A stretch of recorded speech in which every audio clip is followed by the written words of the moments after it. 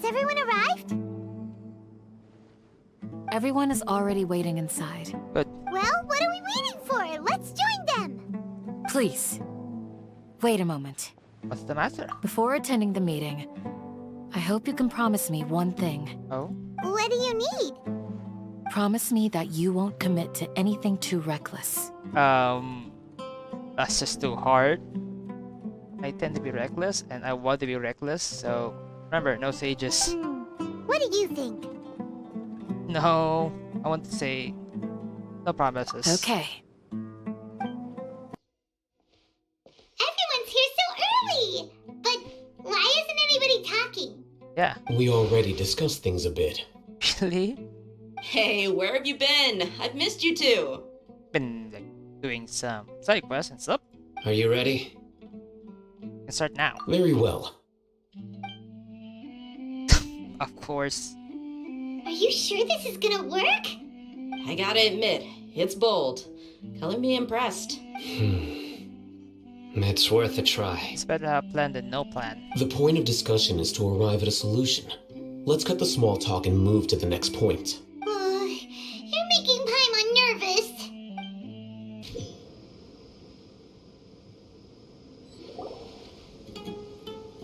You're finally done. Yeah. I have some other stuff to take care of. Catch you all later. Come on, don't give me that face. I know what you're going to say. I'll be careful. That's what I wanted to hear. Take care.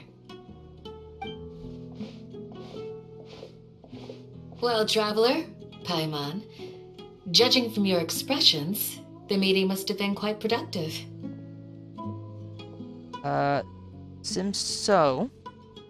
You can tell? I'm not that good at scheming or strategy, but I can sense people's emotions. And based on your reaction, things must have gone quite well. Make our move on the next Janghade. Paimon's a little worried. Hopefully nothing will go wrong. To be honest, I feel the same.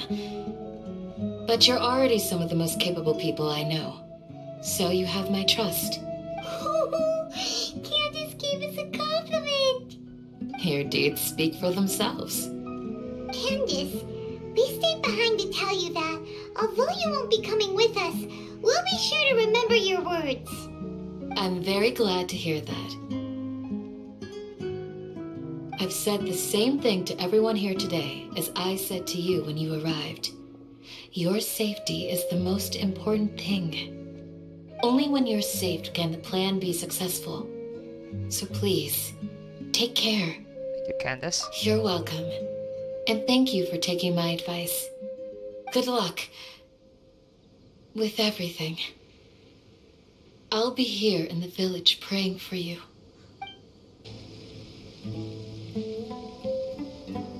Sounds good. I'll go make some preparations. Okay. I'll hit them. Have you finished saying your goodbyes? Yes? Yeah. Also, Candace told everyone to be careful. Yes, she did. But I think my point also bears repeating. Our plan is not child's play. We won't be able to achieve anything if we're simply careful. We must go beyond that and fully commit ourselves to it. I hope this is clear to you. Yes.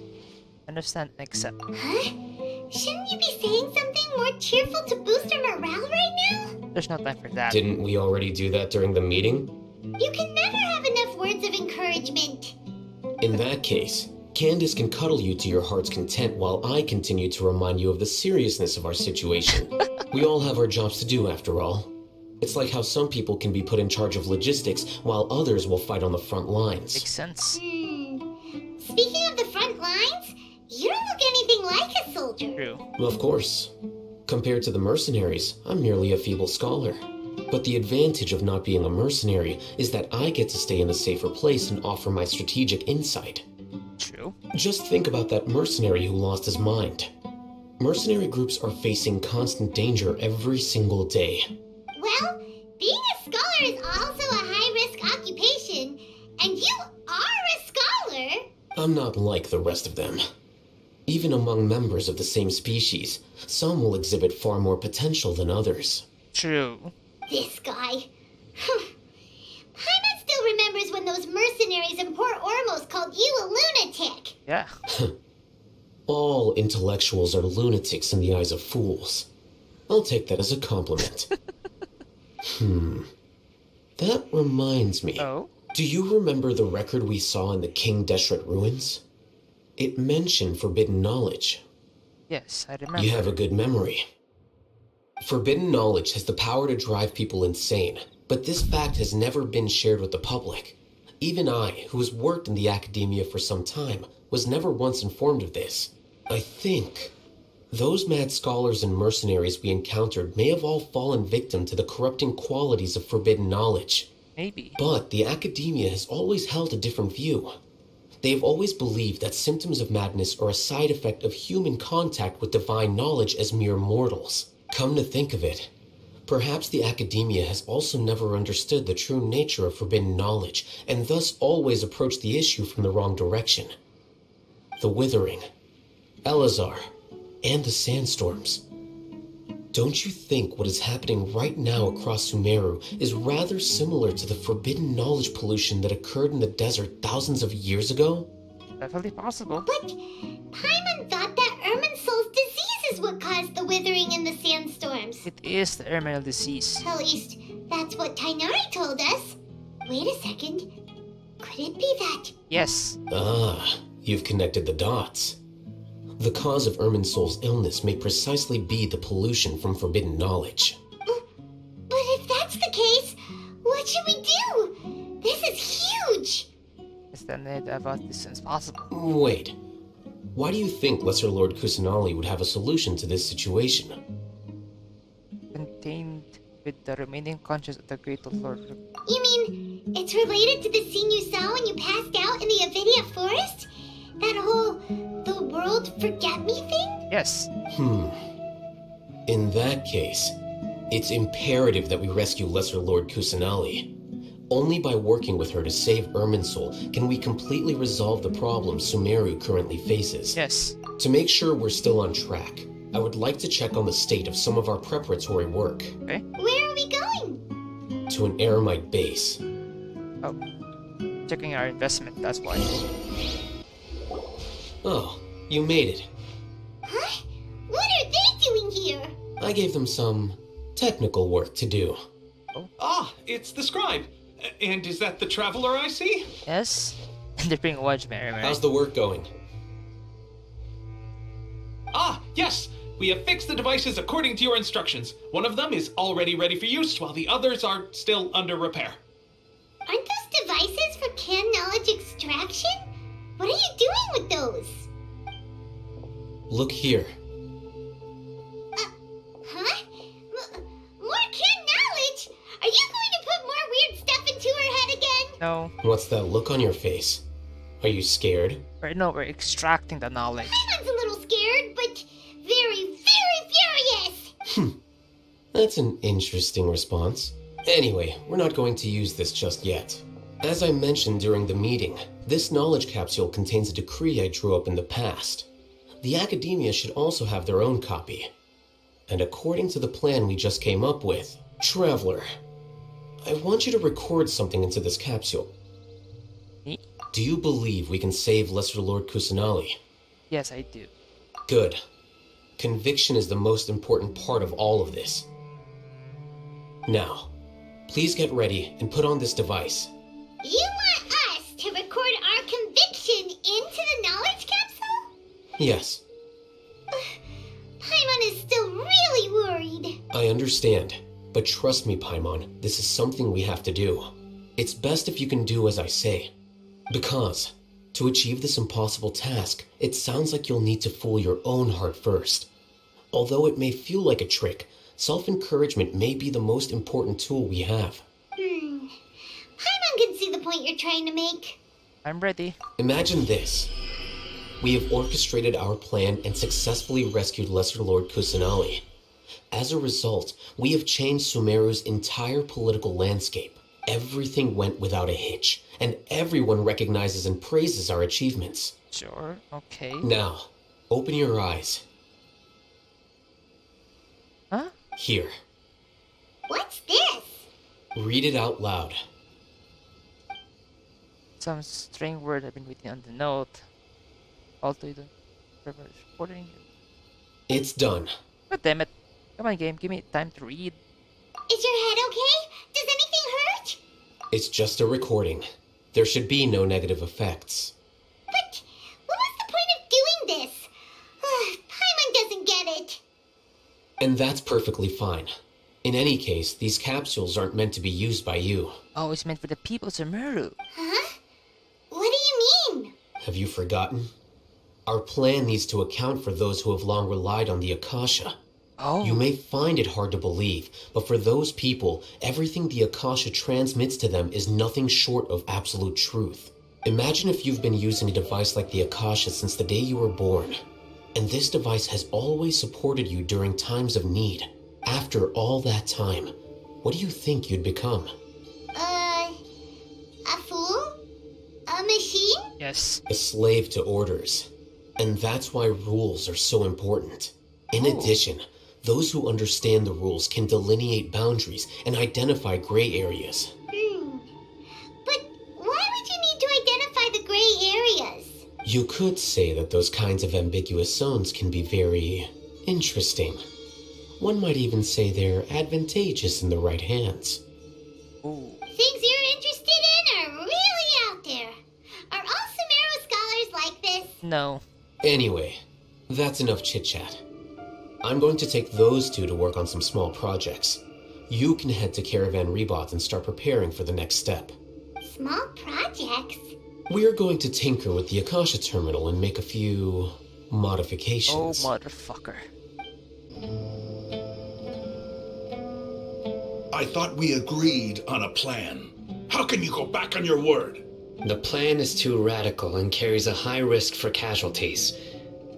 I've given it a lot of thought. And in the end, I still can't agree to it. Come on, Sino. But it's still the best plan we have. As a former Matra, you of all people should be able to see the bigger picture and recognize the innate advantages of our plan. I did. And that's how I saw the danger behind these so-called advantages. Al-Haytham's plan is even more radical than I imagined. Huh? Why are you guys arguing? My friend, you're just in time. Why don't you help me persuade Sino? He's turned against our plan. We agreed to work out a plan at the meeting. As mercenaries, you're familiar with the local environment, so you'll take care of the specifics.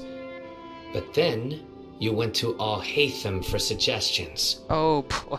Had I known Al-Haytham would give you those kinds of suggestions, I would not have agreed to the plan. Now, what's the plan? Look, you already know that we're all on the same side here, don't you? As even on the same side, there's gonna be some disagreement. Mercenaries place a lot of importance on their bonds of friendship, but also will not hesitate to make sacrifices if they deem the situation to be sufficiently dire. I'm sorry, but as things stand, I can't accept your principles. Yeah. Seems you really do understand the ways of the desert. Traveler, Paimon, this is also something you should know. Okay. Ramon's plan is to have me work with the Caravan Rebot guards in my capacity as a Matra. We will arrest the mercenaries and escort them into Sumeru City. Wait, how can we work with the guards? We can't get through that wall easily, remember? Caravan Rebot would never let so many unregistered members of the Eremites enter Sumeru City. My plan will clear us of any possible suspicion, and also let us enter the city as a big group. There is no better way. That also sounds like something Al-Haytham told you. Am I right? Yeah. Doesn't Al-Haytham know how dangerous this plan is? Of course he does. He told me, there is no perfect plan, but this can get the job done. He also said that with the help of Sino and the Traveler, our chance of success would increase significantly. I never blindly trust anyone, and I've always had a good eye for people. I think he made a number of valid points. It's my own choice to trust you. If I make the arrests alone, I can control myself and prevent you from getting hurt. But I can't guarantee that kind of discipline from the guards. To make the whole thing more convincing, you'll need to resist to some degree. Casualties are inevitable once push comes to shove. True. I'm okay with the deaths of enemies. But now that we're allies, I'm against the meaningless loss of our own. True. It's just kind of hard. I can't believe a Matra would actually care about us. I've lived a hard life, and I can say that people like you are hard to come by. I've always treated my allies with honesty and respect. They have the right to know important things like this. Now you're making this hard for me. Making everyone hard. Hey, is there something we can do to help?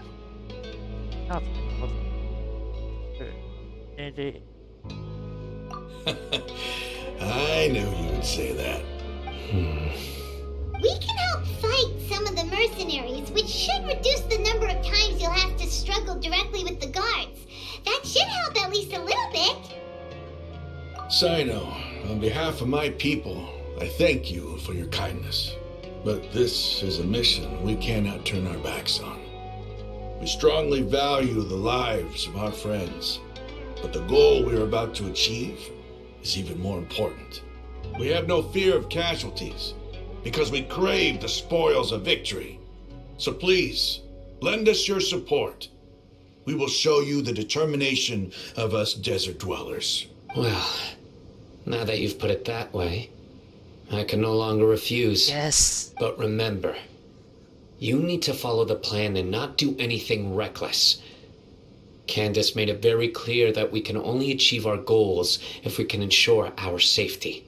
Since you and I both recognize the significance of this operation, there should be no more animosity between the followers of the Dendro Archon and those of King Deshret. Everyone's life is equally important. Okay, you have a deal. Let's do this for our shared dream. Yeah. Tight. Guards! General Mahamatra! To what do we owe the honor? Keep your voice down. This is a secret operation. I'm going to arrest a large criminal gang near this location. According to the Academia's Guide and Regulations on Secret Operations, I have the right to ask for the cooperation of Caravan Rebot. Ah, of course. Mahamatra Sino's order is the Academia's order. Just let us know what you need. But who exactly are you planning to arrest, and how many people are you expecting? Depending on the scale of this operation, we may need to report it to our superiors. True. They're a squad of Eremites whose number is comparable to Ain el Akhmar in Port Ormos. They're involved in the theft and resale of supplies from the Academia. As many as Ain al-Akhmar? This should definitely be classified as a joint operation. Then I suggest that you report this to your superiors as soon as possible, and treat it as a top priority desert operation. I will need personnel. Got it. Please wait a moment. I'll contact them immediately. That's a lot. Like a money. Because this is work. Because I trust you. Paimon can't believe you're still in the mood to chat. This whole thing has Paimon scared stiff. Aren't you even a little worried? What if these guards already know that you have betrayed the Academia and are no longer their General The Mahamatra? thing is, they're extremely miles away from the machine. Even if that guard doesn't know, their superiors might, right? We discussed this, remember? Yeah. The Caravan Rebot operation is of great importance. But don't worry, the guards there shouldn't know that Sino has stepped down. How can you be so sure? Yeah. First, the other Matras still don't know why Sino has left, which proves that the Academia has been covering up the matter. Second, this is a crucial moment for the Academia's God creation plan.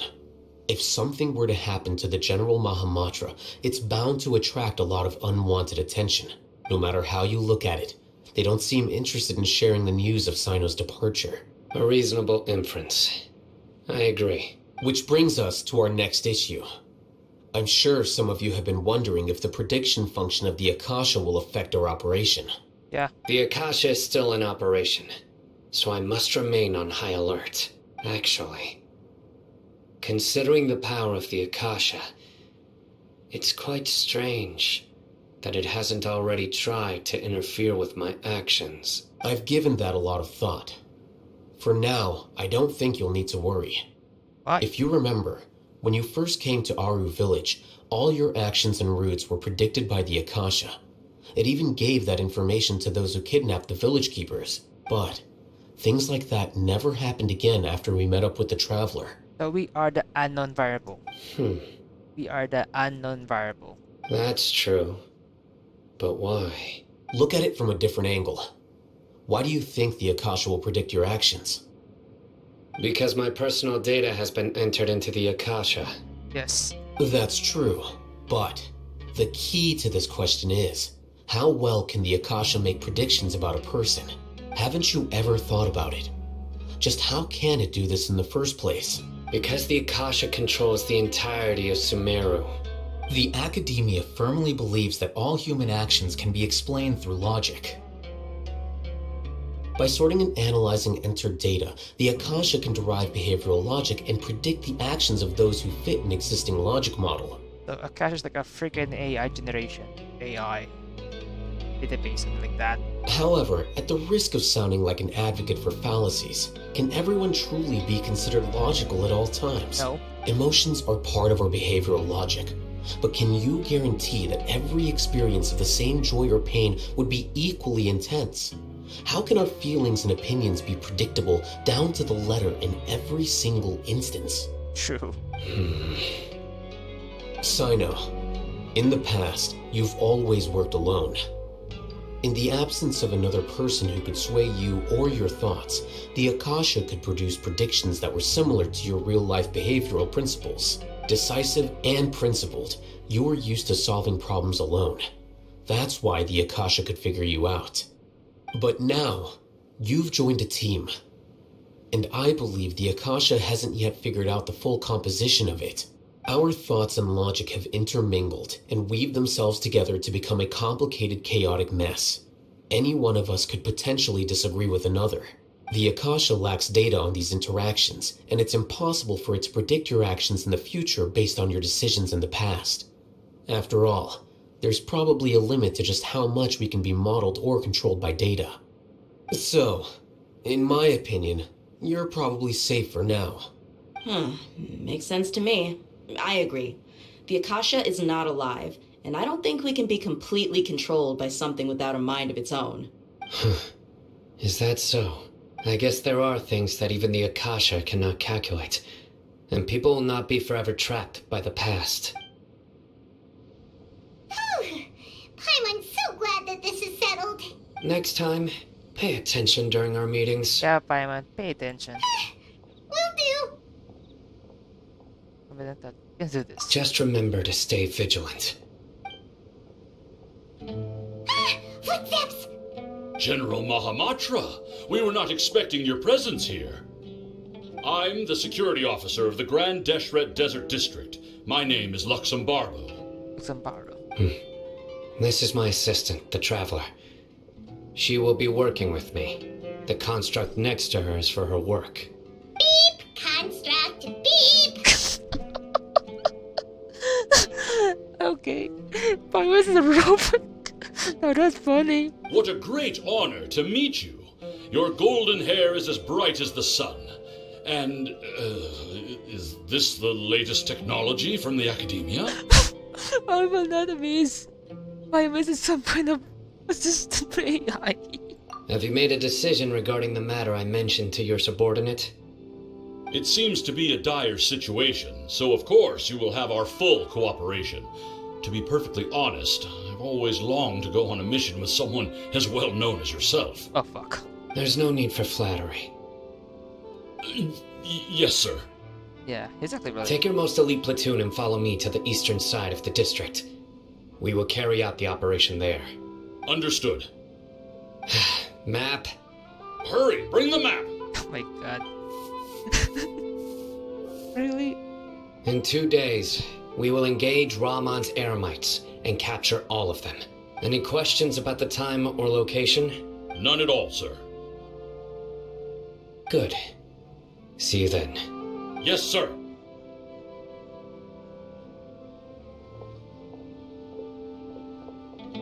Maybe hanging around the General Mahamatra isn't so bad after all.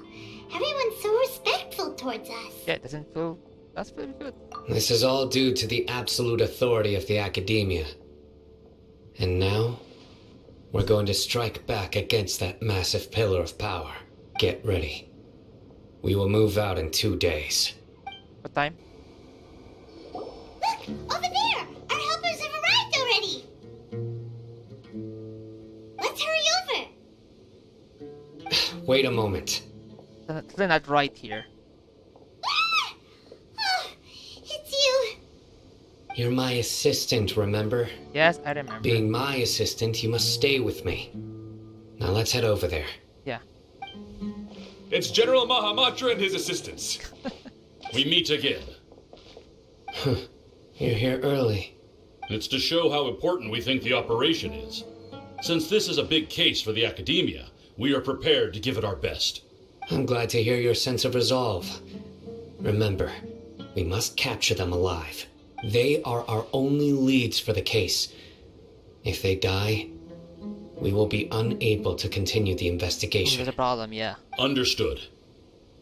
We hit much more hard. Everyone! The Eremites are approaching from the west! Here come. Make preparations and be ready for combat. River ambush. Halt! Oh? What a warm welcome! What do you want? Judging from those shiny weapons in your hands, it seems like you're not interested in a deal.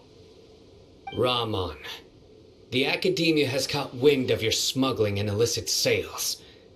If you value your life, I advise you to surrender. Who are you supposed to be? A Matra from the Academia? I can't believe you came all this way just to catch us. Yeah. I'm not here to talk. Oh. Nobody's given me this much time of day since I became a mercenary. I'm just amazingly able to be in an act. Brothers! For that slight, let's wash our blades with their blood. Let's show them we Eremites are not to be messed with. This is like 4 people.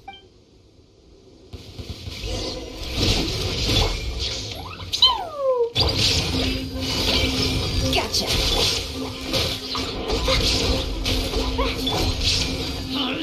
Shine down!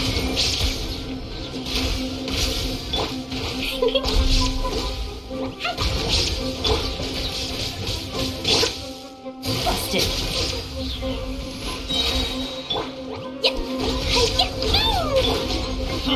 Yeah! Is it all of them? Illusion shattered!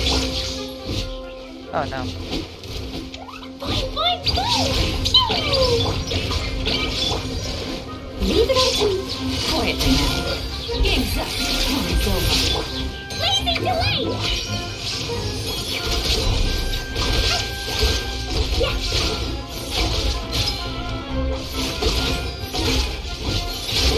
Boing, boing, boing! Shine down! Busted!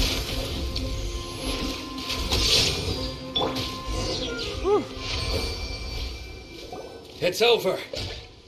Ah! We have subdued them. The operation is now over. All Eremite mercenaries and related personnel in the area have been arrested. Good. Ah, you pitiful Dendro Archon dogs! You'll regret this! I'm afraid you'll regret it first. I really hope this animation could give a very good animation with battle. King Jeshred will curse you, and you will all! Silence! Oh, Yeah. Restrain them and take them back to Caravan Rebot. Count their numbers and send them to the Academia as instructed by the General Mahamatra. Yes, sir!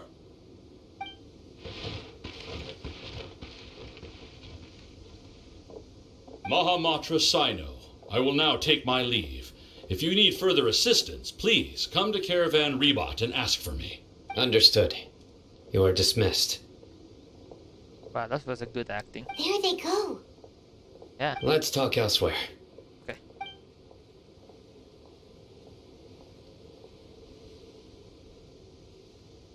This part of the plan went Yeah, Yes, things went perfectly. true. That's fantastic! And that punch you gave Ramon there sure looked convincing enough. It is real. Once we're done here, I'll return to Caravan Rebot and oversee the group's transport. I promise. I'll get everyone into Sumeru City safely. Thank you, Sino. Yeah, you're the reason why everything went so well. It's not the time to celebrate yet. I believe Dia should already be waiting for you. Yeah. Go join up with her. She will need you to introduce her to Tainari. Yeah. Speaking of which, is it really okay for us not to share the full plan with Tainari? What if he'll feel miffed about it and refuse to work with us? I have a very close relationship with Tainari. Given how well we know each other, I believe my message alone should be enough to bring him to our side. He knows I won't make jokes about things like this. If we need help, Tainari is the best option. Okay. Get ready for the next phase of the plan. Don't keep them waiting. Agreed. Yeah, we're here! It's about time. Didn't you say our part of the plan is the most important of all? And here you come rolling in late. Sorry. In the time it took you to get here, I already did 5 laps around the place, downed 7 drinks, and even did some clothes shopping. Sorry. We didn't mean to keep you waiting. I just wanted to fix your attitude and rub it in a little. After all, you took your sweet time getting here, and we've got important stuff to take care of. True. Sorry. Bit tricky. I just like seeing that serious look on your face. Alright, I'll stop. All joking aside, I'm glad you're here. Let's get moving and take care of this as soon as possible. Yeah. But where should we start? True. Our responsibility is to get a status update on the Fatui Harbinger known as the Doctor. We need to make sure he won't get in our way when we rescue Lesser Lord Kusanali. Yeah. Dealing with an institution that controls all of Sumeru is already hard enough. If the Doctor were to crash the party, it would be next to impossible for us to achieve our goals. Yeah, we sure don't want him showing up. Ooh, he really gives Paimon the creeps. Right? Hearing his name just reminds me of those stuffy old geezers in the academia. I'd rather not have to deal with someone like that. According to the plan, we should first go to Pardis Di and ask for Forest Watcher Tainari. Yeah.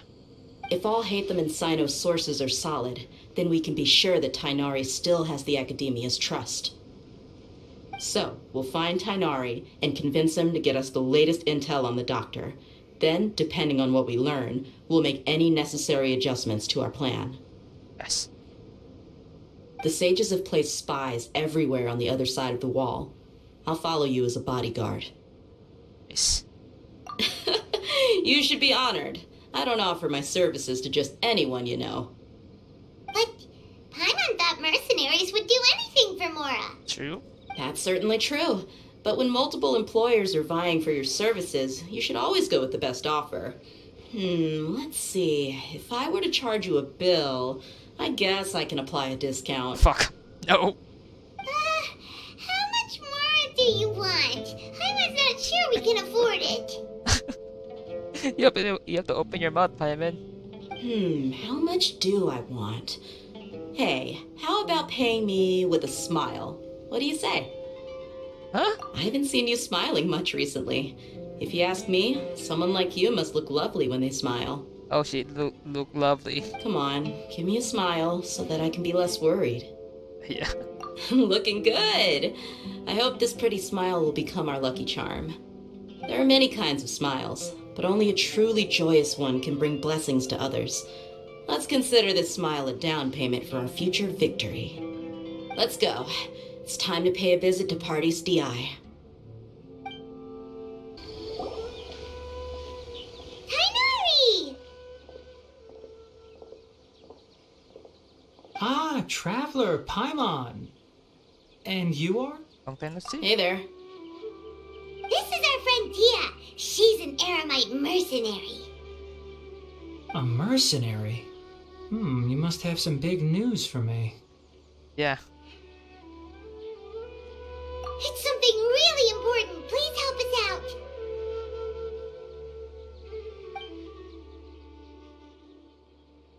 All right, then follow me.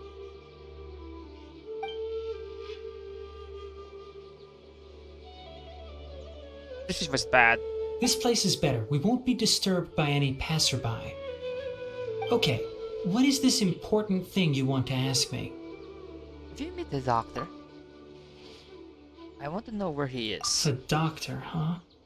He's that strange-looking Fatui Harbinger with the mask. Paimon thinks he has blue hair. Yeah. Yes, I know him.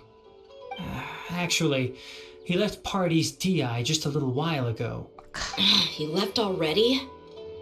Yeah, he came looking for me. Why? Can I ask what it was about? Sorry to ask you like this after having just met, but your answer is very important to us.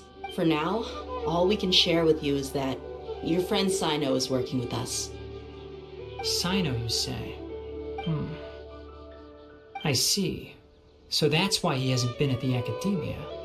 Okay. I will answer your questions and will assist you any way I can. You don't have to tell me everything that's happened. Okay. Sino's name really does work wonders. You're not even a little worried that we might have made it all up? Despite having just met you, I can sense that you're the serious type. Between you, the Traveler, and Sino, none of you strike me as the type that would conspire to deceive me. You don't need to tell me anything you don't want to. I'll also get straight to the point. Thank you. The Harbinger you mentioned came to me because he wanted to take the scholar Hypatia away with him. Oh. Hypatia? Why would he want her? The after. And what do you mean by take away? Is he planning to leave Sumeru? Yes. Yes. He told me his return to Snezhnaya is imminent.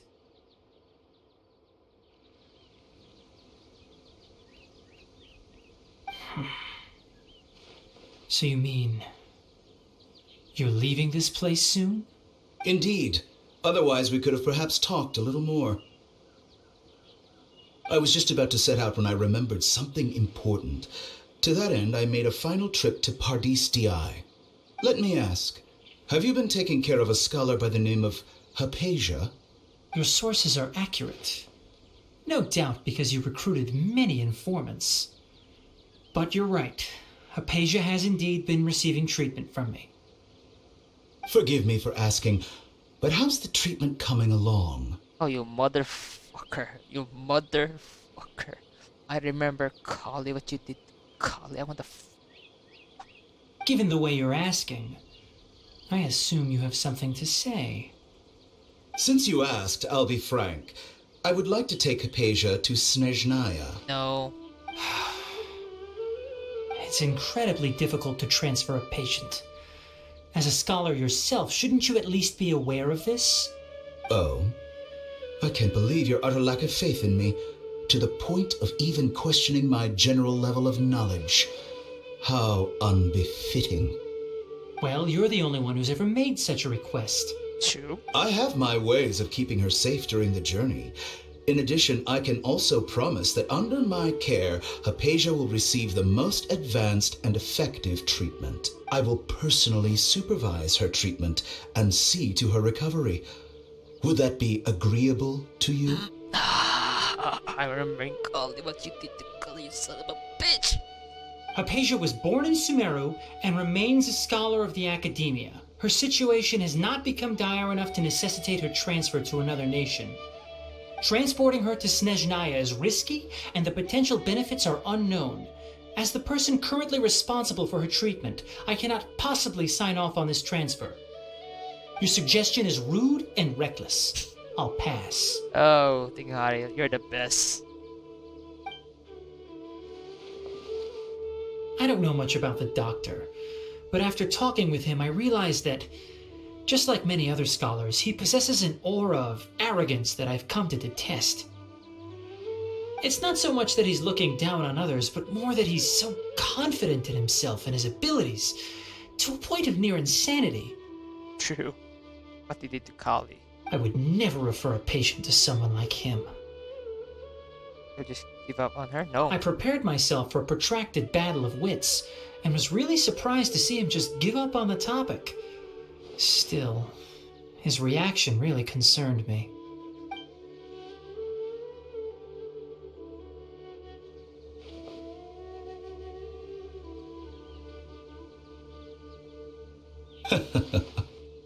I see, I see.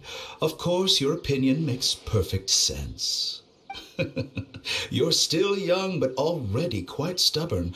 I must say, you are not like what I had expected. Under normal circumstances, I wouldn't just let you off the hook like this. But unfortunately, I'm in a hurry today, what with Her Most Noble Majesty the Tsaritsa calling for our return. Luckily, there is still some time left for me to take care of everything before I leave. It's just as the Academia said, you're a responsible and gifted scholar. Sadly, even with all of that, you're still lacking a bit of shrewdness. Fuck you. And that's also why people like you can never realize that sooner or later, everyone must pay the price for what they've learned. Which is kind of true. This level of knowledge and experience. Paimon can't help but feel like he's hinting at something unpleasant. True. He asked a question, yet didn't care for my answer. Perhaps I'm nothing but a talking rock in his eyes. He never came off as malicious, but an utter lack of compassion permeated throughout our conversation. From his... What's the problem? I can barely believe it myself. But if that's true, the situation will be in our favor. True. I don't think I missed any details. Frankly speaking, I don't want you to do anything too risky. Now that you know a little more, it should be easier for you to stay safe. Luckily, it's already risky enough. Sorry we can't tell you everything. We appreciate that you helped us anyway. I won't forget your kindness. We'll tell you the entire plan. It's okay. I have an obligation to do so.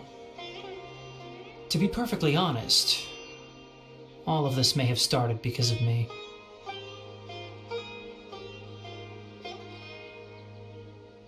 Recently, my master wrote several letters to me, asking me to return to the Academia and assist him with his research.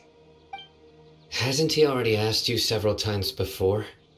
Yes, but there's something off about this most recent batch of letters. The handwriting and tone are both familiar, but some details have been omitted. My master will occasionally leave a few dots on the back of the letter. 1 dot means that he wrote the letter on a sunny day, and 3 dots stand for a rainy day. This has been a habit of his for many years, but I didn't find any dots in his recent letters. I believe something may have happened to him. Oh. I get it. Since you are always at Gandharvaville, you would like me, someone already working at the Academia, to investigate this matter, right? Yes. I'd like to ask you to do that for me. If you can keep yourself safe, please withdraw immediately at the first hint of danger. Doesn't mean possible. I can do that, but I have a feeling it won't be that simple. True. The Academia has been working on a big project. I'm not quite sure what it is, but your master might be involved with it. If the higher-ups really are hiding something, then it will be difficult to remove myself from the situation once the investigation starts. If the situation becomes critical, I'll leave the Academia. If you don't see me there for an extended period, that's your cue. All right, we've got a plan. I'll stay at Gandharvaville to support you. If that scenario comes to pass, you must be extra vigilant. And be wary of any messages or direct requests from the Academia. I must say, I didn't expect a warning like this from the General Mahamatra. Being loyal to the Academia doesn't mean blindly doing whatever the sages say. I know what I'm doing. On that note, aren't you also being quite distrustful of your alma mater? Who's his master as well? The Academia, yes, but my master is a man of integrity. Even when I was a student, I was worried he'd get in trouble for sticking to his beliefs. I suppose he's lucky to have lasted so long. But in the end, it still caught up to him.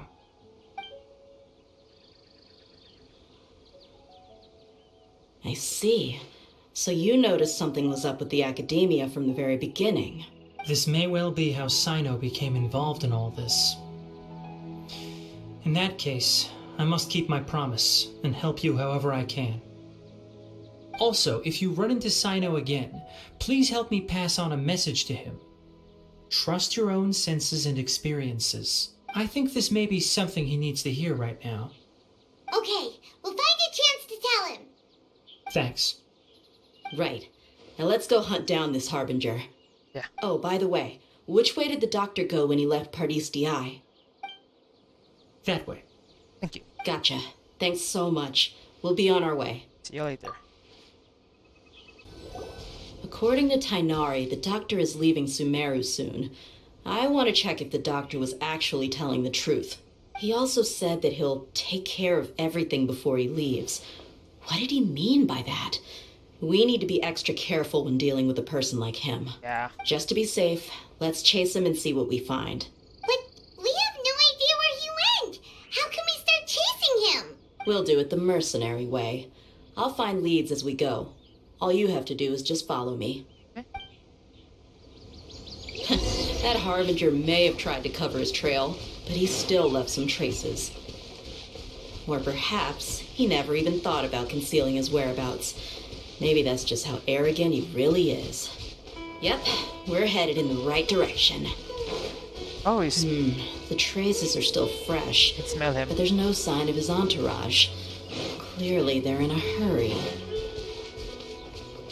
It's just as I thought. What is it? Oh, Fatui camp right here.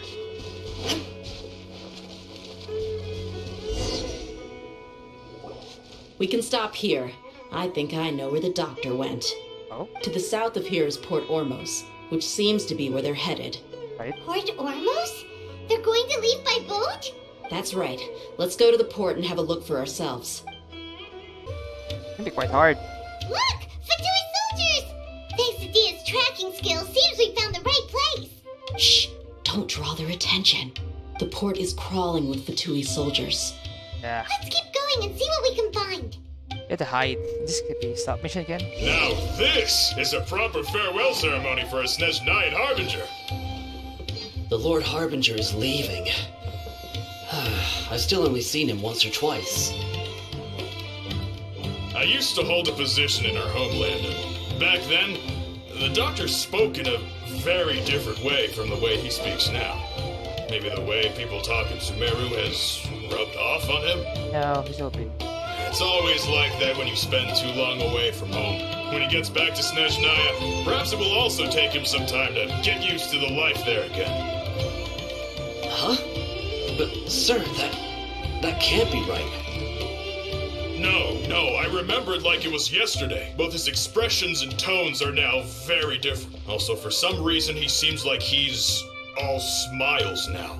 Okay. You must be mistaken. Nobody's supposed to look happy when they're on a business trip.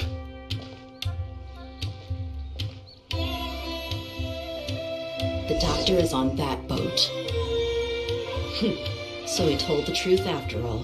He is actually leaving Sumeru. Let's get closer and find a place to hide. Have to be there's a This time. place will do. We can hide here while we keep an eye on the boat.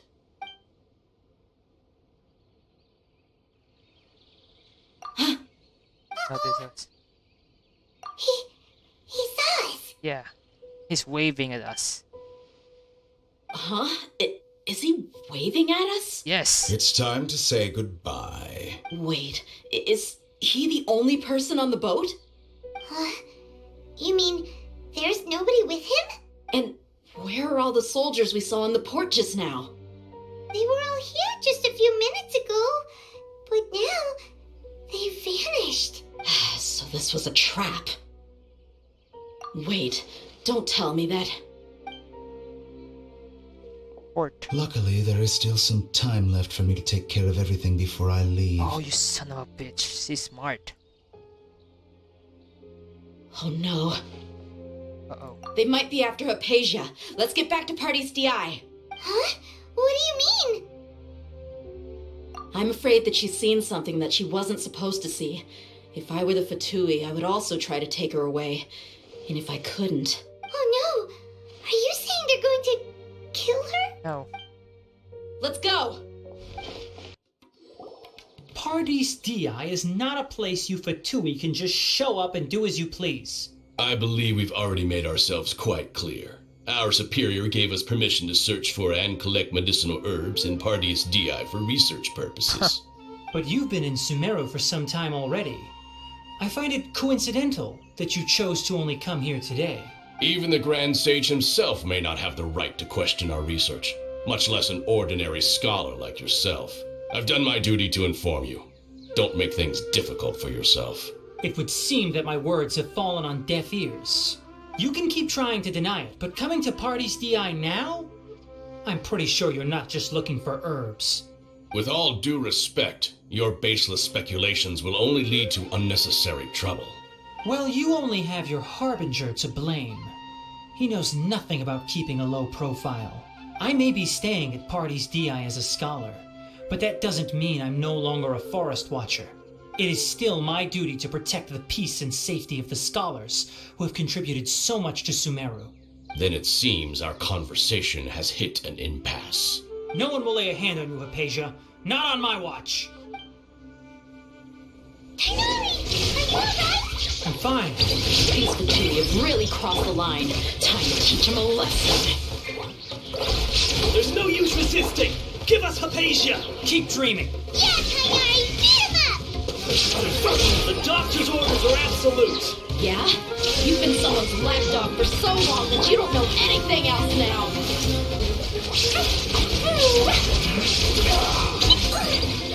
I got him first. We're not getting anywhere. Traveler, Paimon, please go to Hypatia. We need to make sure they don't try to sneak around and attack from behind. Got it! Hypatia's still here. Doesn't look like anyone's broken in.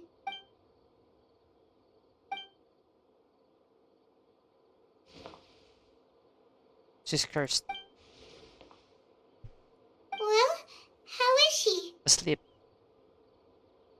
Oh, that's good. Oh, hello.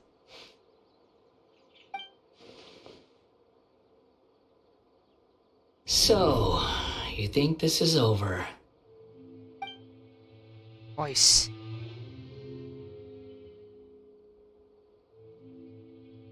The Balladeer. What? The Balladeer is here?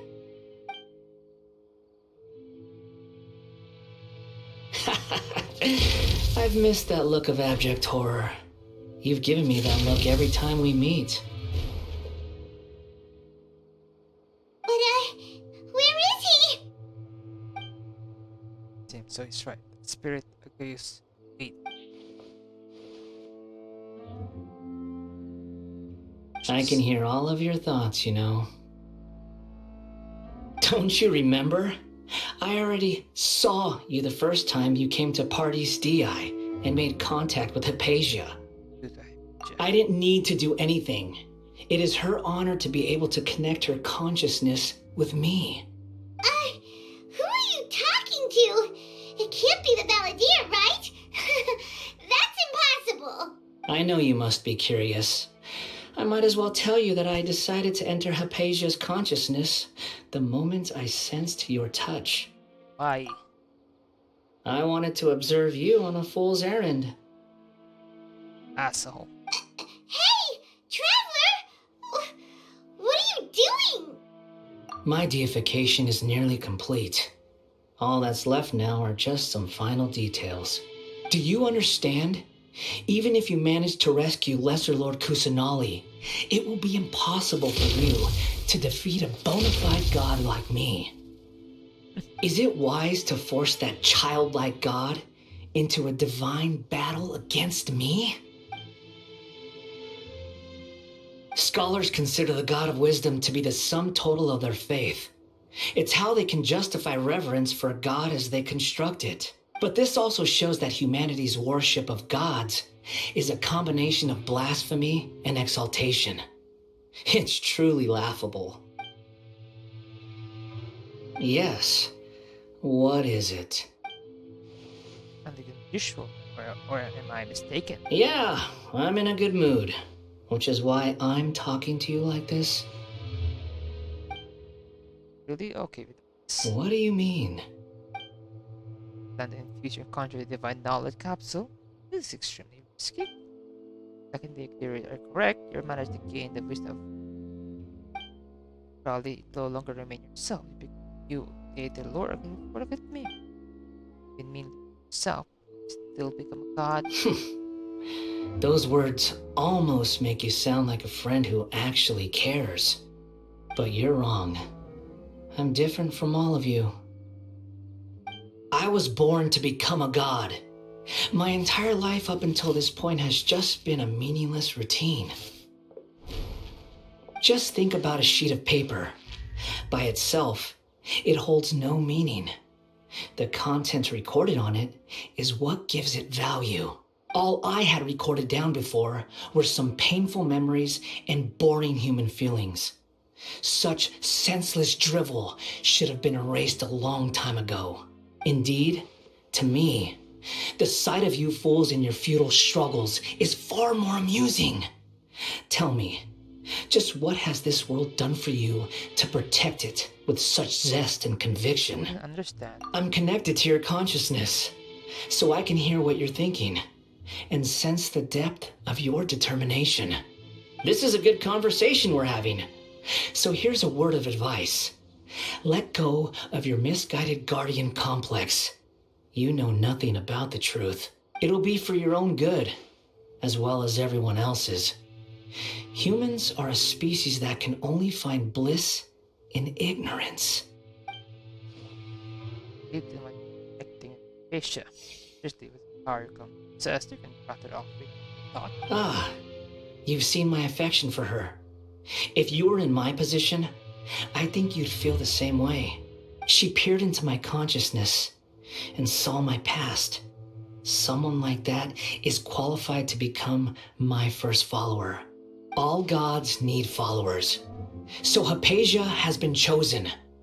Her appearance heralds my imminent arrival at the throne of divinity, while her worship shall become my glory. That's so. You're doubting me again? No matter.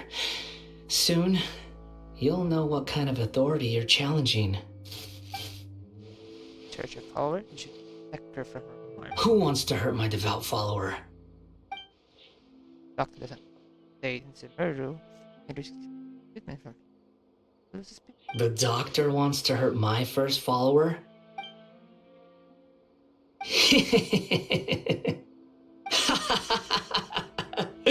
How very amusing. Has anyone ever told you that you're not good at sowing discord? The doctor has never known his place. Even now, the puny human thinks himself capable of interfering in the business of the new god.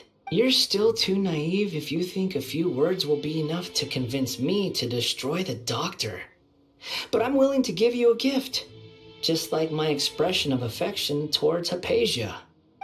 It is an honor for you to be able to stand here and speak with me. As my listener, you will be rewarded. Both good things and bad things can be called gifts. After all, gods have never needed to be reasonable. Ah! Paimon used thunder! That person Paimon couldn't see was the Palantir? Oh, he sure chatted with you for a while. Shit. Where is the storm headed? That means anyone outside is in danger! Let's go! Tainari and Dia still must be fighting! Oh! Have the Fatui retreated? And he got hit. Hey! What happened to you? He's hurt. I'm fine. Don't move. I've seen Eremites get struck by lightning before. You need to rest. Oh, he's hurt like a hell. Struck by lightning? We were fighting, and just as things started looking grim, the weather suddenly became extremely strange. Lightning started attacking everyone, almost as if it were alive. Luckily, there were only two of us, and both of us were nimble enough to dodge most of the strikes. There were a lot of Fatui, though. and they were being torn to shreds by the bolts of lightning. With that, all the Fatui soldiers were forced to retreat. Why are you sorry? It's all right. I'm sure you also never expected this to happen. No. Don't. My wound aside, you look like you've seen something unpleasant. So you're looking for enough. I want you to Is it? should dress up now. Hey, didn't I tell you not to move? Just in case. Let's go to Hypatia's place and talk about things there.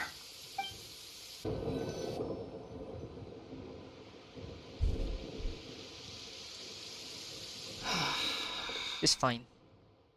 Thank goodness she's fine. Hey, how about taking care of yourself first? I understand my condition. The wound is not fatal. I'll be all right. Ugh. The more you understand medicine, the worse of a patient you become. I know. They always think they can push through the pain. Oh, he sat down. Finally. Let me rest for a bit. Sorry, traveler. Now you may start.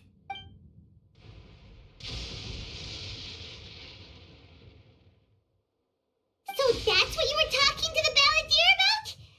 Oh, Paimon can't believe what he's thinking. The Academia's God creation plan. How ridiculous. Yeah. That sounds, ambitious, I guess? Anyway, this is all way beyond me. Yeah.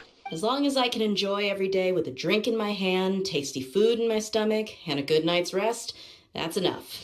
I'll only work when I have to. I must be the least ambitious person who's ever set foot in Party's DI. Don't say that. I haven't even thanked you for your help back there. Don't mention it. Well, if nothing else, all this proves that the doctor really did have some urgent matter to attend to and left Sumeru in a hurry. Yeah. And I also have a theory.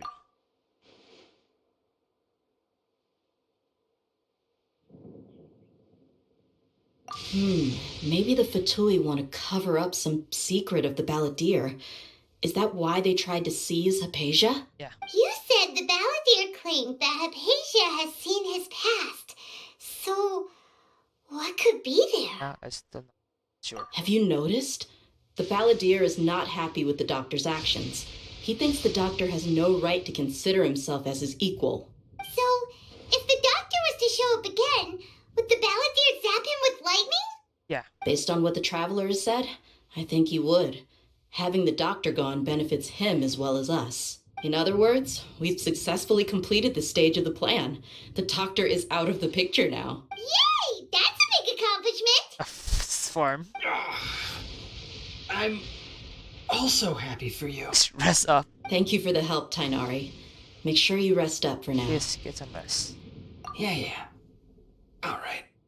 Okay, that wraps things up for us here at Party's DI. Traveler, it's about time we rendezvous with the others at the Grand Bazaar. Is it underground tree? Let's continue to keep a low profile. You can head there once you're ready. All right, everyone is here. Yeah. How did everything go? Any luck with your missions? I think it's good. Let's report back one by one. I'll start first. We've made the necessary modifications to the Akasha terminal. In addition, the props required are also ready. I'll go next. The Traveler and I went to Party's DI. The situation was a bit complicated, but we found Tainari. Unfortunately, he was wounded during a fight. Who was behind it?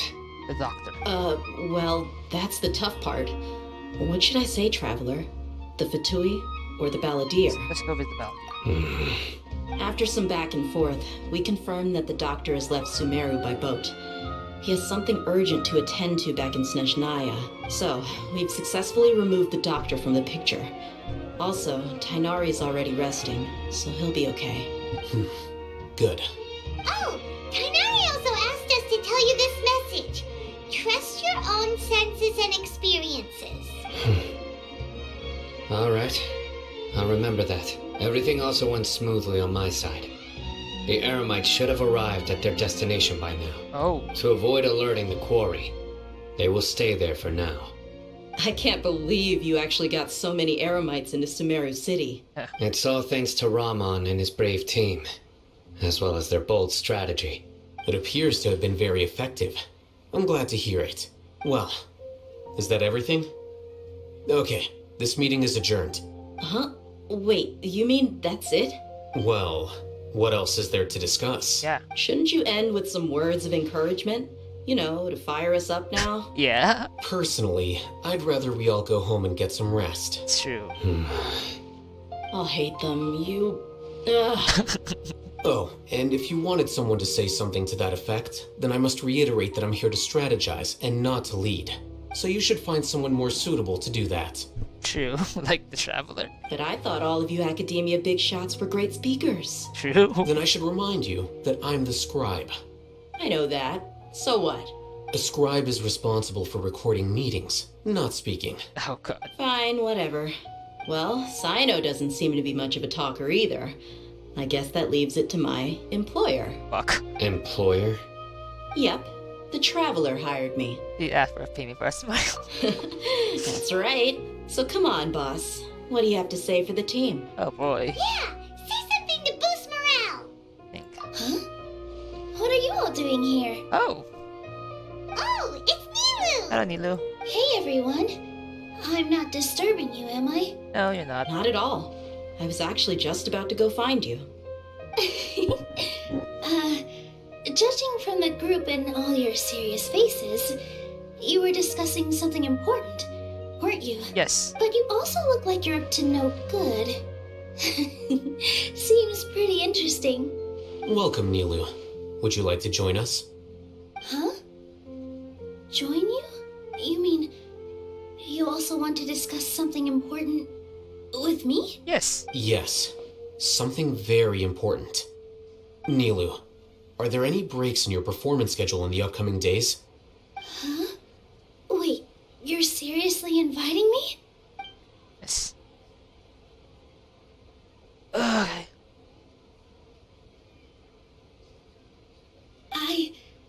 I can't believe my ears. You are truly the bravest and most passionate people of Sumeru, well, that I've ever met. Well, she actually did say us it's problem doing the speech. Thank you, Nilu. Oh, right. The Traveler and Paimon are not from Sumeru, but you are awesome as well. That's right. I must admit that I'm a little scared, but I'll try my best for Lesser Lord Kusanali. If I can somehow use my abilities to help you, then count me in. Remember, believe in yourself. Yeah. Okay, I'll get my friends at the Grand Bazaar to help us tomorrow. Just remember not to say too much. Be discreet. Yep, you got it.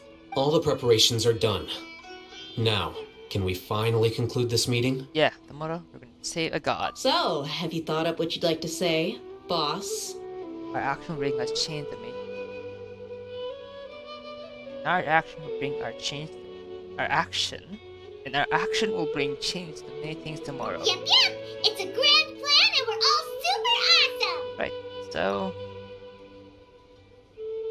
just get everyone. Well said. A good night's rest before an operation can be the difference between success and failure. Thankfully, I've had my place to myself recently. It's been nice and quiet. Uh-huh. Oh yeah, he got a roommate. Oh, nothing. Alright, let's all go home and get a good night's sleep so we can be up early tomorrow. Okay, so I guess that means it's time to say goodnight now. Night. Yep, good night, everyone! Hello, you two. Sleep well? Yes? Not really. Paimon got too nervous thinking about today and didn't fall asleep until the sun was almost up. What about you all, Hatham? Naturally, I slept just fine.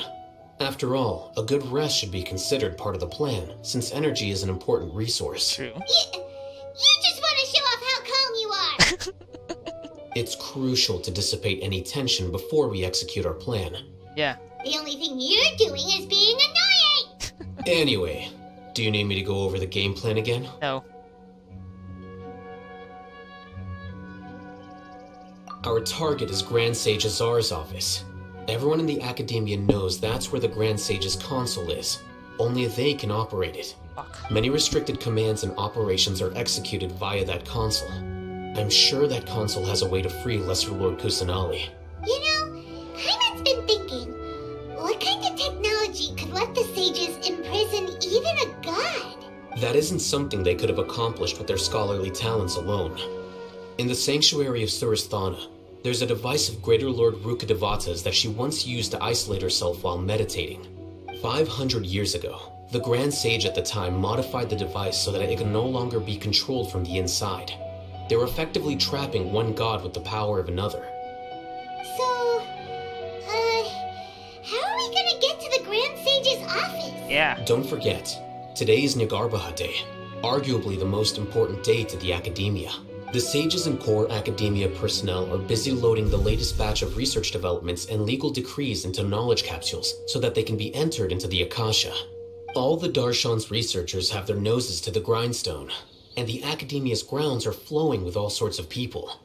It's the perfect time for an infiltration. True. When the Grand Sage leaves his office to supervise the entering process, that's our cue to access the console and free the Dendro Archon.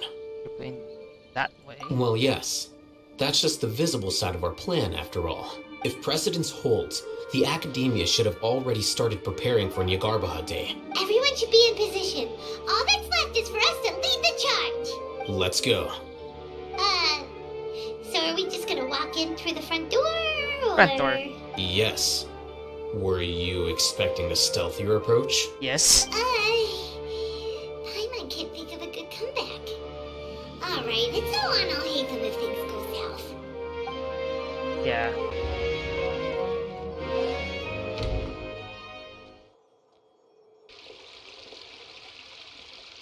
Scribe? Please, wait. Are you Scribe Alhaitham? Nandun pa man. That's me. Is something the matter? I'm in a hurry. Yeah. No. I was just surprised to see you here. I had heard that the sages were looking for you not long ago, but I didn't know what for. And, also, please don't bring outside guests into the Academia. Outside guests? How did you arrive at such a conclusion? Your groundless inference shames the Haravatat Darshan. What did you say? I'm the top student in Haravatat, and I earned 3rd place at the last Inter-Darshan debate. Don't look down on me. That wasn't my intention. As your Haravatat senior, I just assumed that you possessed a greater aptitude for critical thinking. Ooh. Look, based on what you already know, the purpose of my return and the reason they're here should be obvious. Is that so? Wait a moment. Let me think. Don't tell me the answer. The sages search for you. A blonde-haired traveler. Outside guests. So, from the start, the sages weren't looking for you, but this traveler? And you were gone from the Academia for so long because... Hey, shh. Yes, you've proven yourself as the top student in Haravatat. I surmise you've arrived at the correct conclusion. As I expected. Please, forgive me. I wasn't thinking clearly just now. Thank you for getting me back on track. It's nothing. We'll be on our way then. All right. Thank you for your contributions to the Academia, Scribe. It is so weird. What the heck just happened now? What did he just guess? I'm afraid I don't know either. You have no idea? Mm-hmm. He convinced himself of whatever truth he came up with. That is the so-called pride of a scholar. If someone questions their academic facility, they will instantly feign understanding to keep up appearances. Nowadays, the Academia is rampant with this type of scholar. Their obvious farces of intellect only serve to highlight themselves as fools. Wow, so there are special ways to deal with smart people. We don't even need to make up our own excuses. Yeah. We shouldn't waste any more time. It would be problematic if we missed our window of opportunity. Let's go.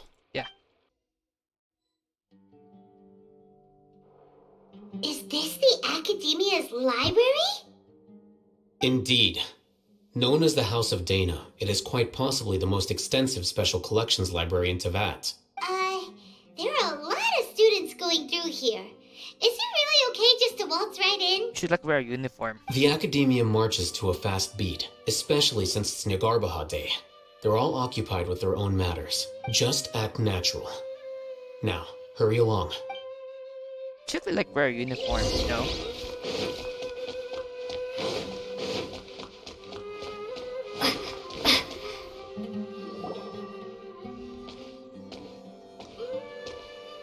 What's this platform for? It's a lift that Academia personnel use to access higher floors. Are we gonna take it then? The Grand Sage's office is up there somewhere. No, not right now. We can't guarantee that we won't run into the Great Sage. Let's step back and observe for now.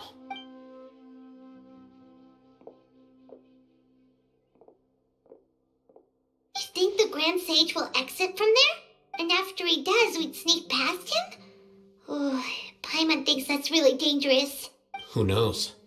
However, if we can confirm Azar's current location, our operation will be much safer if we...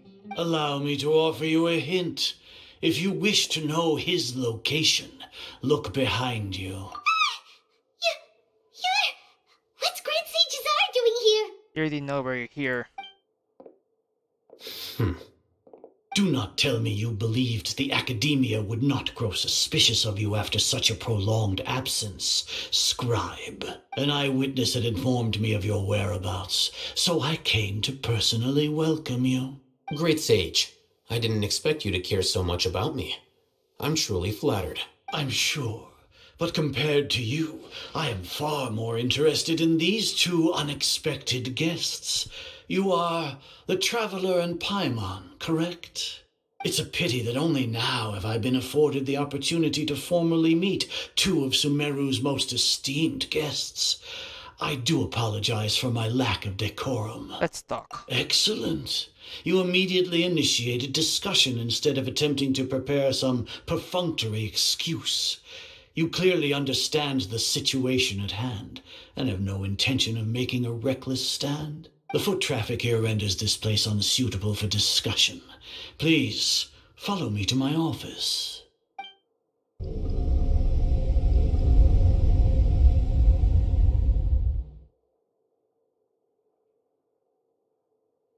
This place is crawling with guards. There's no way out for us. All right then, Traveler. What did you wish to discuss with me? Today is Nagarbaha Day, so I still have many responsibilities to attend to. There is little time for idle chit-chat before I detain you all. You seem to know quite a bit about our endeavors. True. If that is so, then you should be praising our great work, rather than using your trivial misgivings in a futile attempt to sway me. I'm not kidding. I want to kill him now. Remember, no sages. I literally want some guns. Trivial? Then tell me, what do the Fatui want from me?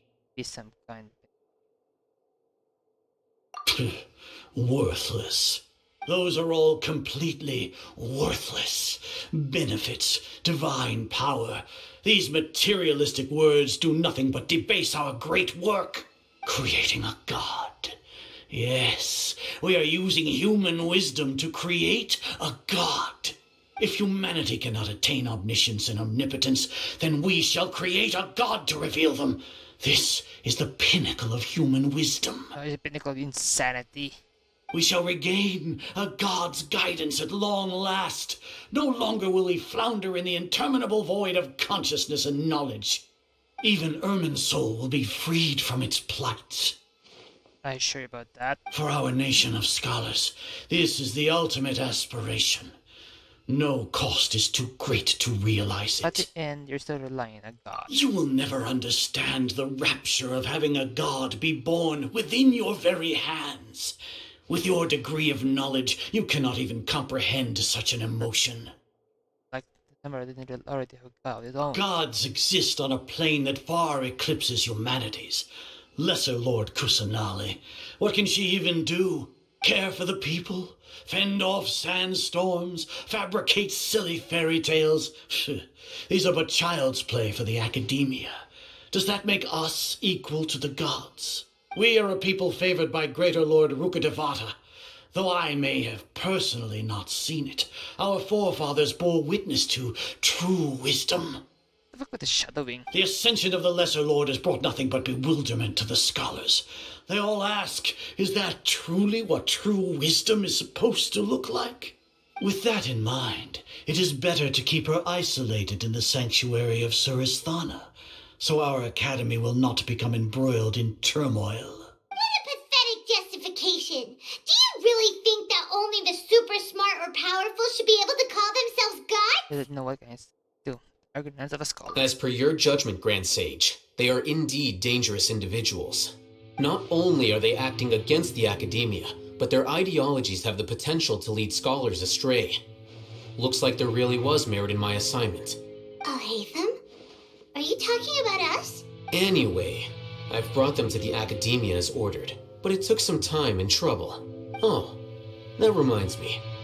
Here's the investigation report you had requested. It's a summary of my time spent with the Traveler. An array of information about her ready for your perusal. Oh, Hatham? So you're still on the academia side? No, he's not. He's actually a double agent. We finally started to trust you!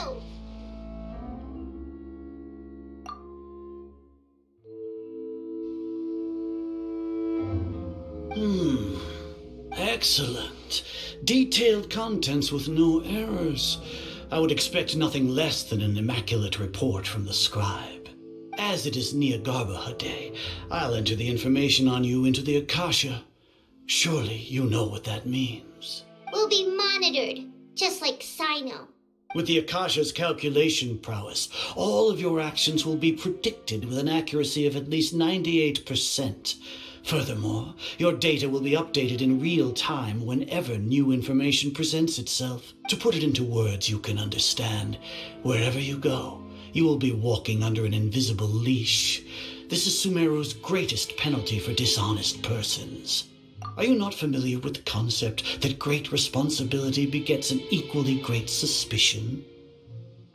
In any case, you are Sumeru's most concerning external variable. Locking you down will greatly decrease the chance of any undesirable outcomes coming to pass. You're despicable! Despicable? Perhaps from your perspective, but I suppose you had mentally prepared yourselves for this, no? Your ploy was to sacrifice the Traveler here, was it not? Yes. Lord Azar, I know what you're trying to say, but I've been following your plan this entire time. Why are you doubting me at this juncture? Must I delineate your entire plan? Very well. I will spell things out. First off, I received an eyewitness report that you were spotted with the Traveler at Caravan Ribat. However, you immediately departed for the desert and escaped surveillance range. Judging by the time, you all likely encountered the truant General Mahamatra in the desert. Am I correct? Maybe Paimon shouldn't have mentioned Sino just now. The Academia had not received correspondence from its scribe for a prolonged time. You were also in the company of the Traveler, a close associate of Lesser Lord Kusanali and General Mahamatra Sino, who had defected from the Academia. With their instigation, what was the probability that you would betray the Academia? Rationally speaking, 50%? 70%? What do you think? Regardless, that's only a guess. The facts are that I've brought the Traveler right before you, and I gave you my report. Indeed, your boldness deserves praise. To think that despite status as an outlander, the Traveler is still willing to sacrifice for the sake of your plan. If I'm correct, you have a contingency plan to save Lesser Lord Kusanali and ruin our great work. Sneak into the Academia on Niagarbha Day using Alhatham's status as the scribe, for there is a good chance that an opportunity to save the Lesser Lord will arise. Should your intentions be discovered, Alhatham will turn traitor and sacrifice the Traveler, thus proving his innocence. He can then stay inside the academia and continue searching for a way to proceed forward. As for Sino, according to the Akasha's calculations, he will soon return to the academia and confront me in person. I suppose this is also a part of your plan? You'll see me as a traitor regardless of what I say, no? Even if you impugn me, it would have little effect on you all. You misunderstand. Losing our scribe would irreparably damage the Academia's regular operations and the development of Sumeru's future academic systems. However, under the current circumstances, even that is trivial compared to what we stand to gain from our great work. I really want to punch him now. You said that I betrayed the Academia, but you, Azar, you've betrayed all of Sumeru, betrayed its Archon. So flight has turned to fight at long last. Guards!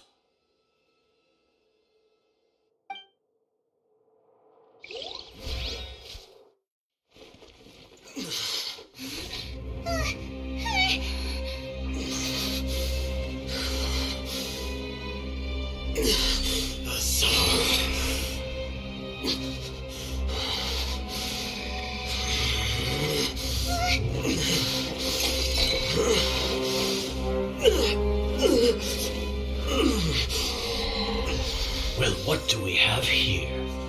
So you stole that divine knowledge capsule. Traitor! You traitor! Even the most rational scholar will yearn for the power of a god in a moment of desperation. Aren't you doing the exact same thing as me, Al-Haytham? Unfortunately for you, no god will lend you their power. Azar!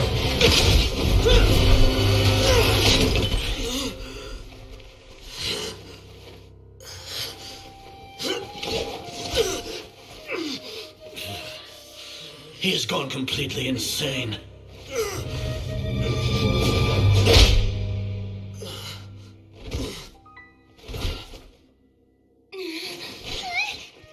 Take him to the Matra and exile him to Aru village. Then find someone to take these two to the confinement room. I'll deal with them later.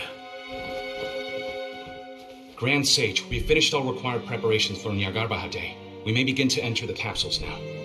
Excellent. You may begin.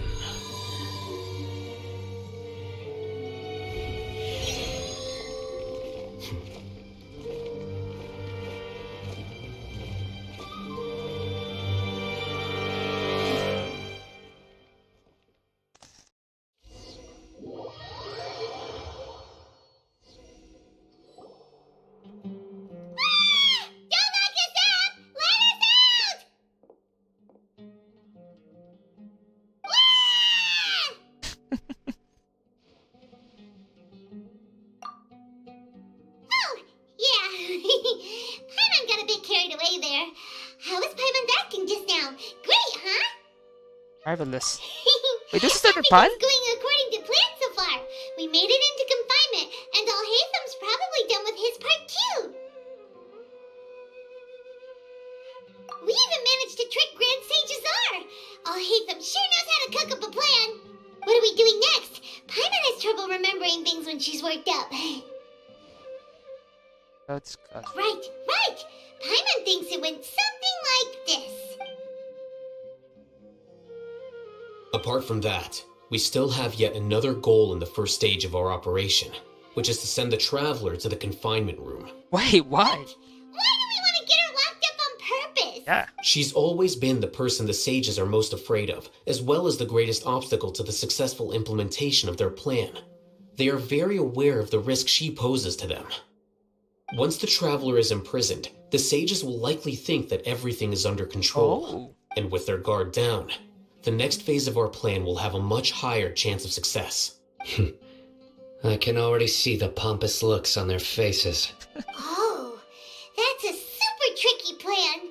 But Paimon still thinks it's not really worth it. That isn't the only reason, of course. She has a more important task once she's in confinement.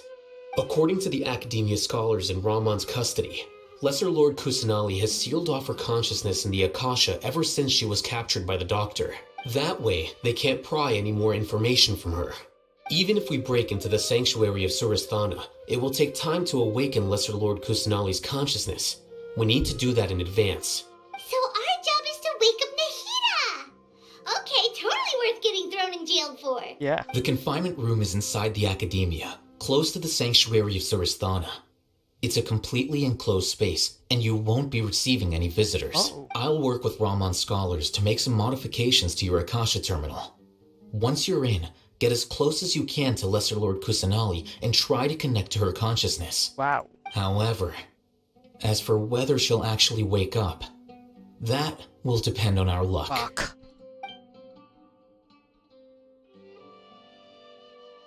No wonder you've been wearing your Akasha terminal today.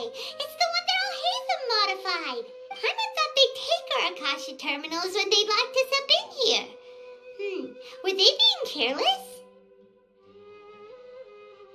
Alright, so what now?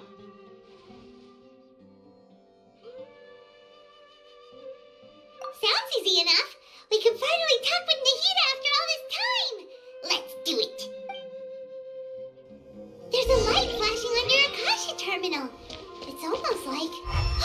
the faster it blinks, the better the signal.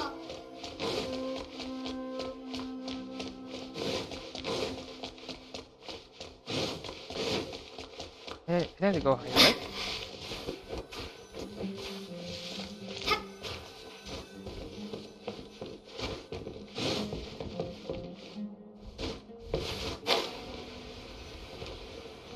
Oh, here?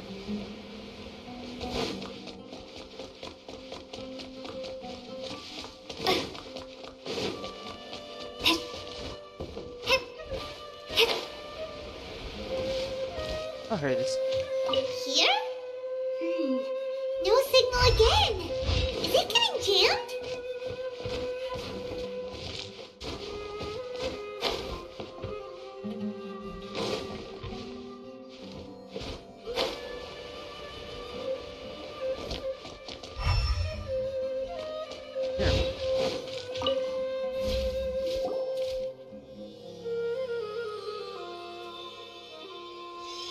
Oh? Is this the right spot? Are you getting anything? Please work.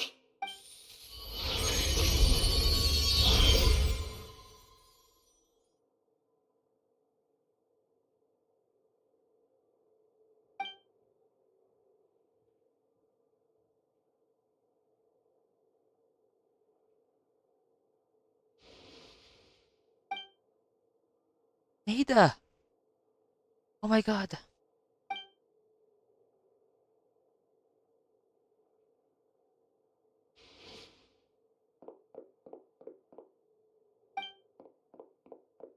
The barrier.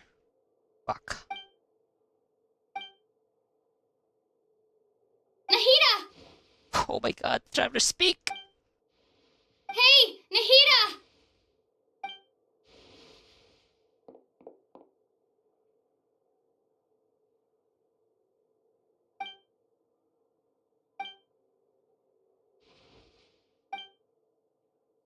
What? When did it first start? Oh, right. It started from the moment I was born. I wanted to become a worthy Archon. No. So I've kept studying. Kept listening to my people and their hearts. Kept looking for a way to save Irminsul. So I can catch up. Catch up to Greater Lord Rukkhadevata. But I'm stuck in the sanctuary of Surasthana. The sages are creating a god to replace me. And I'm forced to lock my consciousness in this boundless darkness. Nahida!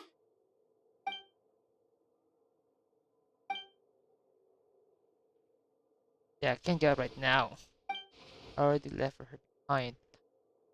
Can't do it. Nahida!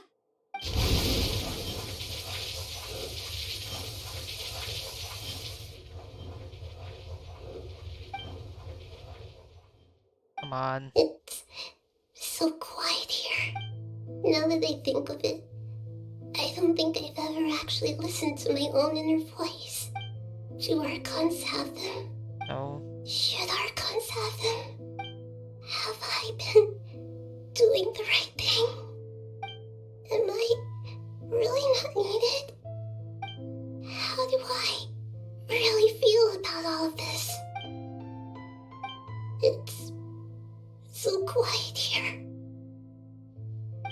Since you're the god of wisdom, you've known the answers to all these questions since the very beginning, haven't you? Who are you? Whose voice is that? Is that the greater lord? It sounds familiar. You're right, though. I won't ignore my own voice anymore.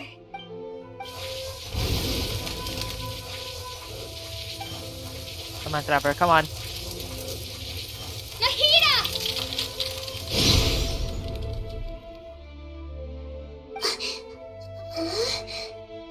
Nahida? Did you wake me up? Thank you. Why are you here? Save you. We're here to rescue you. Are you alright? Oh my god. I'm fine. It's just, when I think of everything that's happened to me, I feel really angry now. Aww. You should have been angry ages ago. Yeah.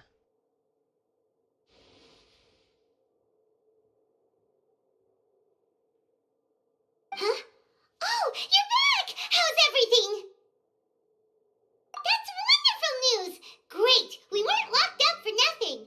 When you went to wake up Nahida, Paimon was listening for any sounds outside. Oh? You were out for a long time. There are fewer and fewer scholars going about now. You think everyone's done with their Nyalgarba Day stuff? Yep, so that means our next act is Nilu's performance! Yeah. Are we gonna control Nilu now? Nilu, are you sure about this? You're taking such a great risk for them. I'm sure, and I'm going. You know that I don't like to pass up any opportunity to dance, and this one is especially important. All right. You seem to have a lot of trust in them, so I won't say more on the subject. But if anything happens, the few of us here may not be able to help you. Don't worry. They've been through worse. Everything's going to be fine. All right. You know, if you really do get arrested, we'll do everything we can to get you back. Be careful, even if it's only for our sakes. Thanks, Mr. Zubair. You're so very kind. Nilu, how's it going? Nervous? Definitely more than usual. But it's because I'm worried I won't dance well enough. It's okay. Just focus on your performance. We'll take care of everything else. You sure know how to talk. Taking all the credit, even though we came here together to help out. Well, thank you both.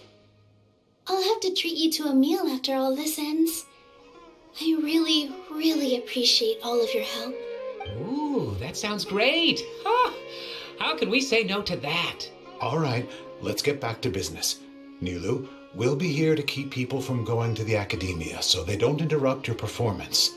I was planning on telling them something like, the academia has been conducting a weird experiment, and some of their test subjects escaped. It's really dangerous there, so stay away. Oh, that's smart. Oh, you couldn't think of anything better? Oh well, I guess it does sound like something the academia would do. Yes. I think it sounds great. I'm counting on you guys. Don't worry, it'll be a piece of cake. Hey, Nilu! Sorry, it's great to see you, but I'm really busy right now. Our Bait People Away with Yalda Candies plan is working beautifully. Do you want some candy? We have more than we can give out. Vihar, thank you so much for doing all of this. And even dressed up as the Knight of Flowers, no less. I'll pass on the candy, though. I cut back on sleeps in the period leading up to a performance, and I'm about to start one. You have a point. The stage is cleared and everything's ready, so you can start your performance at any time. Yeah, thanks to you. I'm really grateful. All right, time to hit the stage. You're welcome. The honor's all mine, since I'll have such a great view of the show. Why do they hear?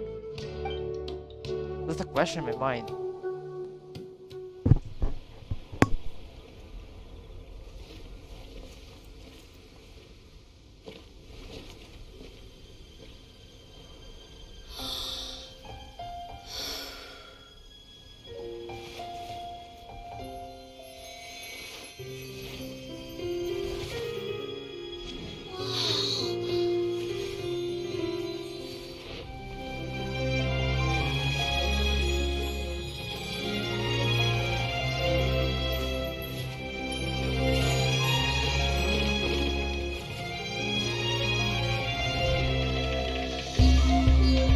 I've never seen a performance like this.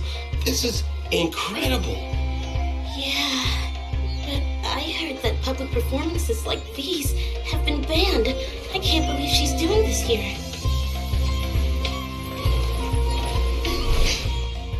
Grand Sage, there's some commotion outside. How uninteresting. Issue the new Prohibition Act from the Akasha to the guards. They'll know what to do. Do you think we should, stop her? Let's just watch for a little bit longer.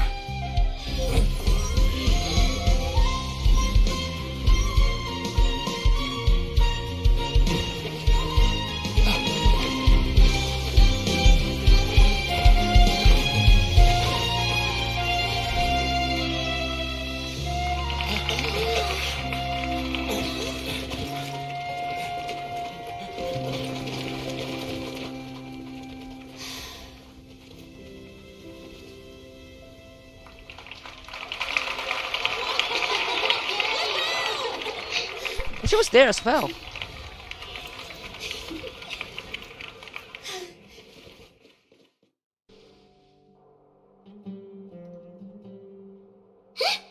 Did you hear that? It sounds like a lot of guards just ran by. Oh. Does this mean the plan has moved on to the next stage? Yep. It's great that everything seems to be going well. Now we're gonna find our way through. Come to think of it, when did Alhaitham replace the knowledge capsule that was about to be entered into the Akasha? Oh, so that's when he did it! Paimon was too nervous to notice. Speaking of, didn't Alhaitham also yoink the divine knowledge capsule from that mercenary leader in Port Ormos when everyone else was distracted? Oh, it's a time-tested trick of his. Why are we complimenting him? Yeah, he's smart and all, but he still makes Paimon's blood boil. Let's review our plan for this stage again. It's not like we have anything else to do right now anyway, but it'll help us feel more confident. Paimon remembers that Nilu's task was supposed to go a bit like this. Okay. Now that Lesser Lord Kusanali's consciousness has been forcefully sealed, the core figures of the Academia and their guards have started to wear their Akasha terminals again.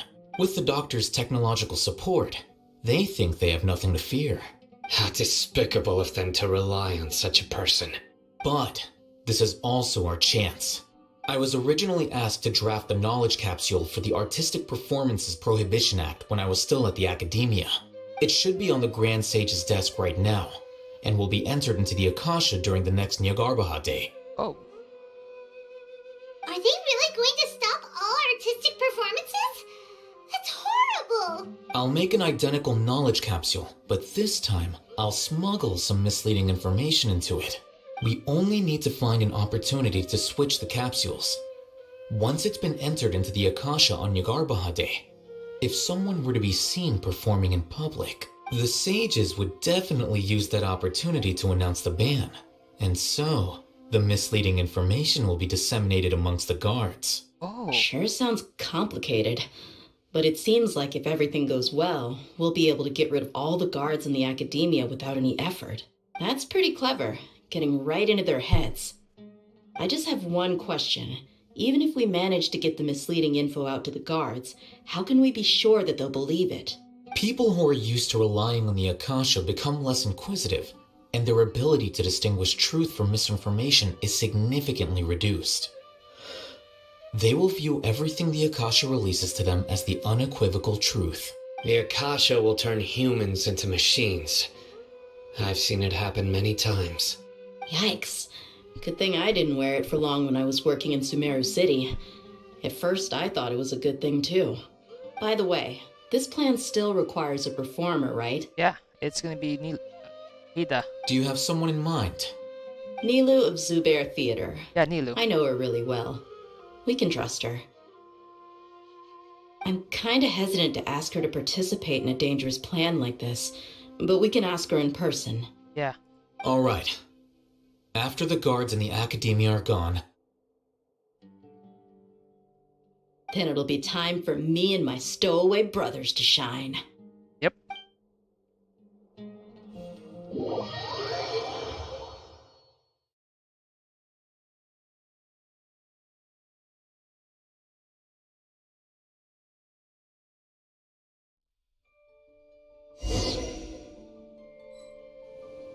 Here they come. Did you see that, Raman? They came out from the Academia in droves.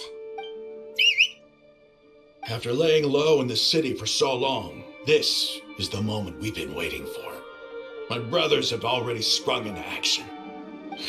We couldn't do anything to them inside their coop, but outside the Academia, this is our hunting ground. With a lioness like you, the prey sure won't be able to run far. We still need to eliminate the guards as soon as possible. If we give the sages enough time to realize what's happening, the plan's doomed. Yeah, all they've done is to sit on their cushy salaries and twiddle their thumbs all day while we fought and struggled every day in the desert.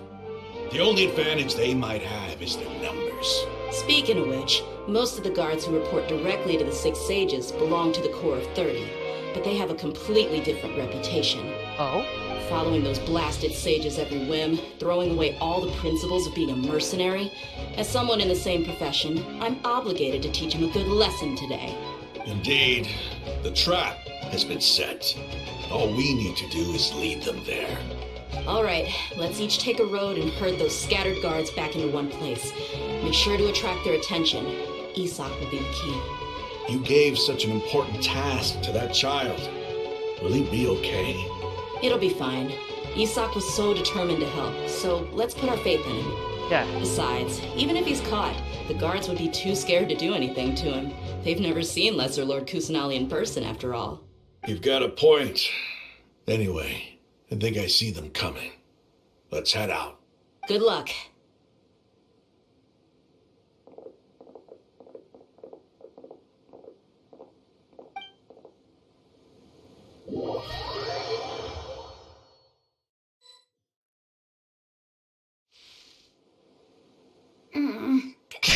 This outfit. Hey, do you remember what you need to do, Isak? When the guards get here, you'll pretend to be Lesser Lord Kusanali and run away from them. What the fuck? Oh, yeah, I remember. Of course I do. I'm just a little nervous. Yeah. Relax. Don't think about getting caught. Even if that happens, we won't leave you behind. You only need to think about getting the guards' attention and leading them to the Grand Bazaar. Leave the rest to us.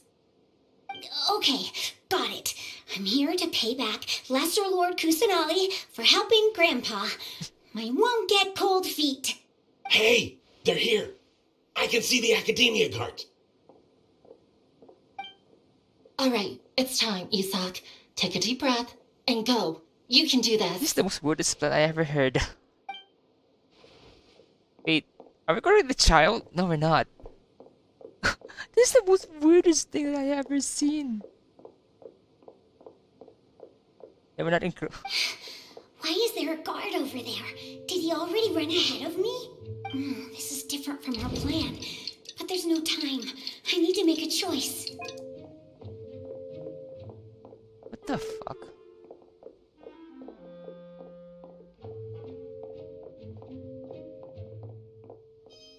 Shit. Let's have a look behind the house. Fuck you. What should I do next? Huh. Looks like nothing's here. A wasted time. Luckily, he didn't check behind the tree. What should I do next? Why are we controlling? The guard looks alert. What? Hey, stop! I saw you. Don't try to run. What the fuck? The guard looks... Doesn't seem like anything unusual's around here. Looks like the guard finally left. I need to go.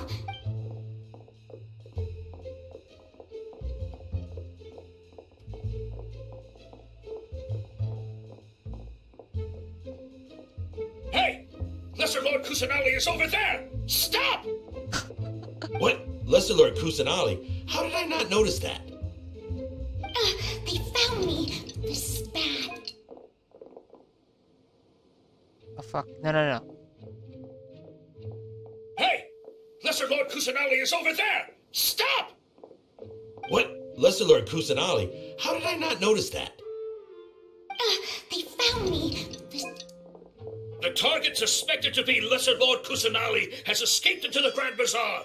Assemble and arrest her! What the fuck kind of mission is this?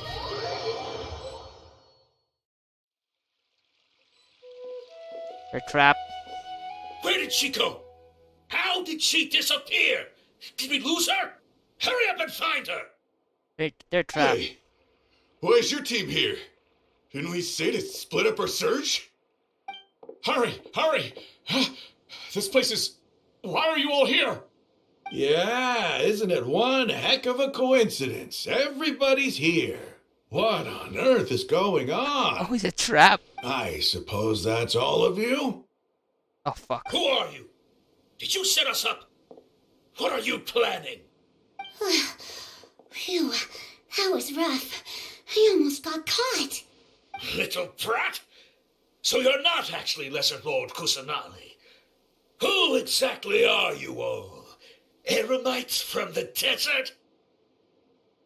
Just some colleagues. Think of this as a business competition or a personal grudge. After stepping into our traps, stop thinking of yourselves as hunters. Behave like the prey you are. More come out. Oh shit. Oh shit.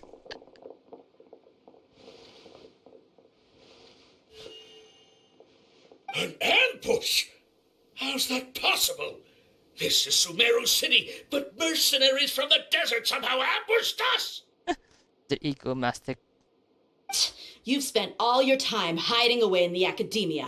This place has long since become our hunting ground. Brace yourselves! Which is kind of true if you actually... Like, last time they hide, they kidnap Echihad.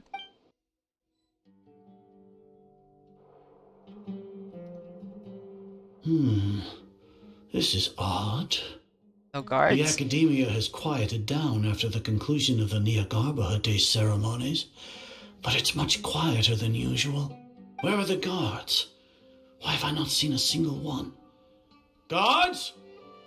Guards! Grand Sage, how may I be of assistance? I called for the guards. Why did you come? My apologies, Grand Sage. Right now, all Academia guards have entered the city to perform the ordered arrest. I thought you knew. Arrest? Who is there to arrest? I have an ominous feeling. Arrest Lesser Lord Kusanali, right? Is that not what the order was? Lesser Lord Kusanali? You mean she has disappeared? Yes. I wouldn't dare make up something like that. Right now, everyone is in a panic, and many are saying that Lesser Lord Kusanali will take revenge on us. What happened? Just what is going on? Lesser Lord Kusanali somehow escaped. Was it Alhaitham and his party that freed her? Yes. That's impossible. The Academia is heavily guarded today, and any order to release Lesser Lord Kusanali would be strictly confidential. Besides, Alhaitham and the Traveler are already in our hands. What manner of trickery did they employ? How could Lesser Lord Kusanali disappear into thin air? Disappear? Wait, Catch up. How was the arrest order distributed to the guards? It was issued by the Akasha earlier today. Only you have the authority to send messages like that, so I thought it was your order. Let me check.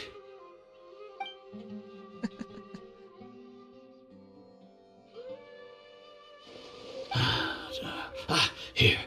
Lesser Lord Kusanali has escaped from the sanctuary of Surasthana. Go to the city and arrest the escapee immediately. The Akasha indeed contains this information, and it clearly appeared in my mind. How did they bypass my permissions to issue this kind of message? Was it the report about the traveler that Alhaitham submitted? Yes. No. I specifically checked that knowledge capsule before entering it into the Akasha. Could that have been a red herring? Well, even if I figure it out now, it won't make any difference. The important thing now is to confirm Lesser Lord Kusanali's status. Have you been to the sanctuary of Surasthana to confirm that Lesser Lord Kusanali has indeed escaped? Confirm? No, I haven't. It may be a bit offensive to say this, but Grand Sage, what you're saying doesn't make any sense. How can the information in the Akasha be inaccurate? What the Akasha decrees is fact. That is common knowledge to all of us. If we have to confirm the information and knowledge from the Akasha ourselves, then how is that any different from us learning that information ourselves? Wouldn't Greater Lord Rukkhadevata's legacy lose its meaning that way? In the beginning, it was I who asked you to believe in the Akasha, to believe in the legacy left by Greater Lord Rukkhadevata. Are you trying to use my words against me? Yes. No, Grand Sage. I'm merely confused because I believe in you. I never meant to refute you. Stay here and see if there are any suspicious people around. I'll go to the sanctuary of Surasthana on my own. Oh, yes, Grand Sage. That's the top floor. Lesser Lord Kusanali has escaped from the sanctuary of Surasthana. Go to the city and arrest the escapee immediately. How can that be? Stop thinking about it. Stop. It must be a trick of theirs. As long as I personally confirm it. Ah! Impossible. That's impossible. There must be something wrong with my eyes.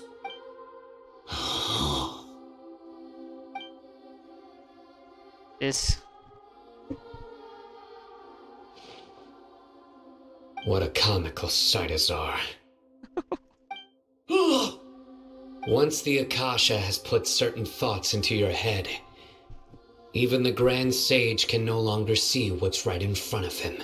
You all can only see the world in your mind, the one you think you know.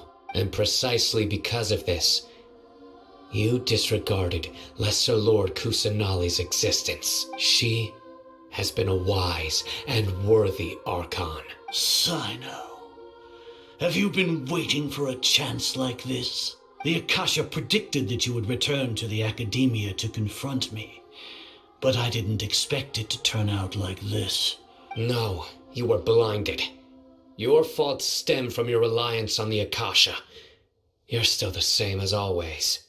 I truly did not expect a proud person like you to cooperate with Alhaitham and the Traveler. People change, Azar. Admit it. The Akasha can't predict my action. Then tell me, what have you found during your investigation? You want to buy time? This is the sanctuary of Surasthana. Under your own regulations, even Academia staff are forbidden to come here. No one will come to save you. As for the investigation, I've at least confirmed that you are guilty of insurgency against the Archon. A serious crime. So what?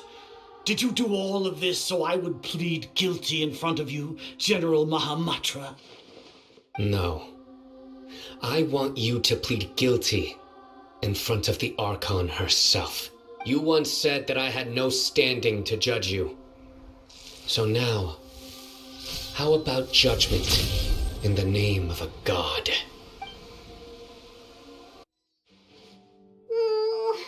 How long do we have to wait? Paimon wants to know how things are going out there. Paimon hasn't heard any sounds outside for a while. Hopefully something bad didn't We happen. must trust our friends. Yeah, but aren't you scared that we might be locked up in here for the rest of our lives? Thinking about it, at least Paimon has you. We could still chat like this. Yeah. When Paimon thinks of Nahida being imprisoned alone in the sanctuary of Surasthana, Paimon can't help but feel sorry for her. Oh, hello.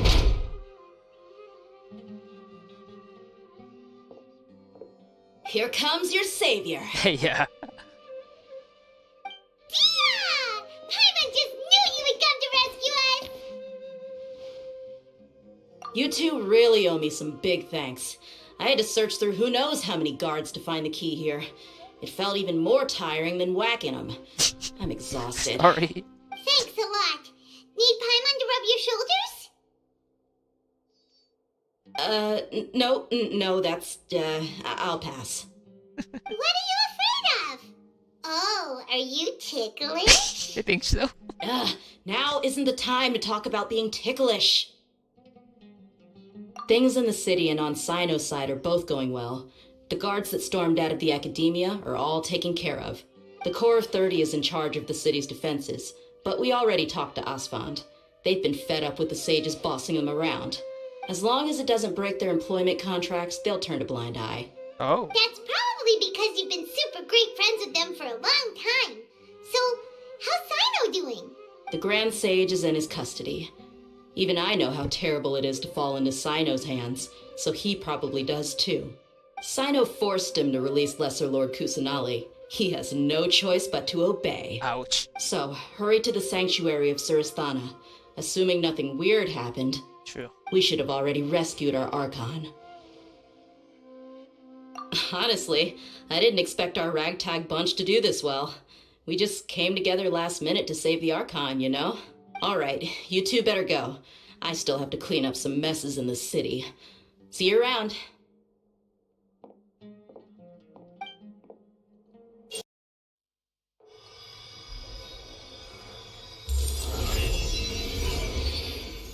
Nahida! Yay! She's free! Yes, she's free! Nahida! Should I say it's nice to meet you? This is the first time we've met in real life. Before, we've only met in dreams, consciousness, or when I was in someone else's body. Only meet. Ida. Thank you so much for coming to rescue me, but I also need to apologize. During this time, I did some self-reflection. My sense of inferiority and yielding to the Academia led to all of this, and created so much trouble for you all. Exactly! We're here because you're a good Archon and one of our friends! Thanks, you two. Amazing. So this is how it feels to walk out of that cage with my own body. It's like I just had an endlessly long dream. I can't even tell if I just woke up or was only now born into this world. My concept of self has become so clear. But now doesn't seem to be the time to indulge in this feeling. This is really embarrassing. You all just rescued an Archon, and now she needs your help to save her country, and even the entire world. It's okay. With you here, Paimon's sure that everything will work out. Yeah. There's one more thing. What is it? Balladeer. For all the things the Academia did to me, and for all the folly it committed in the name of wisdom, as their Archon, I will make them pay. Ah! Yeah. No, but Balladeer. Wow! That's the spirit! You're finally standing up for yourself and not letting people walk all over you! I understand now. To be a better Archon, I first need to better myself. If you haven't even figured out how to be a caterpillar, how can you be a butterfly? Knowledge they can talk about discover. Yes, true. That reminds me. I wonder how far along the Academia is with their god creation plan. Your completionist, to be exact. We need to hurry and prevent the birth of that false god. I need to make some preparations. Since I'm now free, I can establish a direct link to the Akasha and control it. First things first, I need to remove the restrictions that the doctor put on me in the Akasha. After that, I'll make some adjustments and revoke the sage's permissions. The Akasha will then be like how it originally was, only operable by the Archon. After all, the Academia betrayed Greater Lord Rukkhadevata's trust. True. This might take some time. In the meantime, you should also work on your own preparations. True. If we don't stop the God creation plan in time, we'll be in for a tough fight. The blonde-haired traveler? How did you come out from the sanctuary of Surasthana? It's normally forbidden to enter that place. Sorry, we don't know the rules here. It's fine, just pay more attention next time. Anyway, I'm looking for Grand Sage Azar. Have you seen him? He's arrested. The more I think about it, the more I believe there's something fishy about Alhaitham's return. I need to let the Grand Sage know somehow. You're finally starting to put two and two together. Yeah.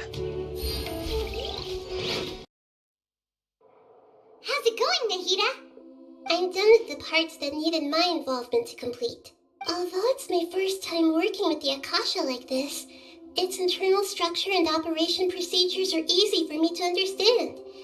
Greater Lord Rukkhadevata's design is truly brilliant. Oh, also, this is for you. Oh, so cute. Huh? What's this little floaty thingy? It's a small device I put together just now. You can think of it as an upgraded Akasha terminal. You may not need it right now, but it should be helpful in certain situations. Yeah. Wait! This thing has the same characteristics as Paimon! We're both small things that float! Oh, all the things that make Paimon special got copied!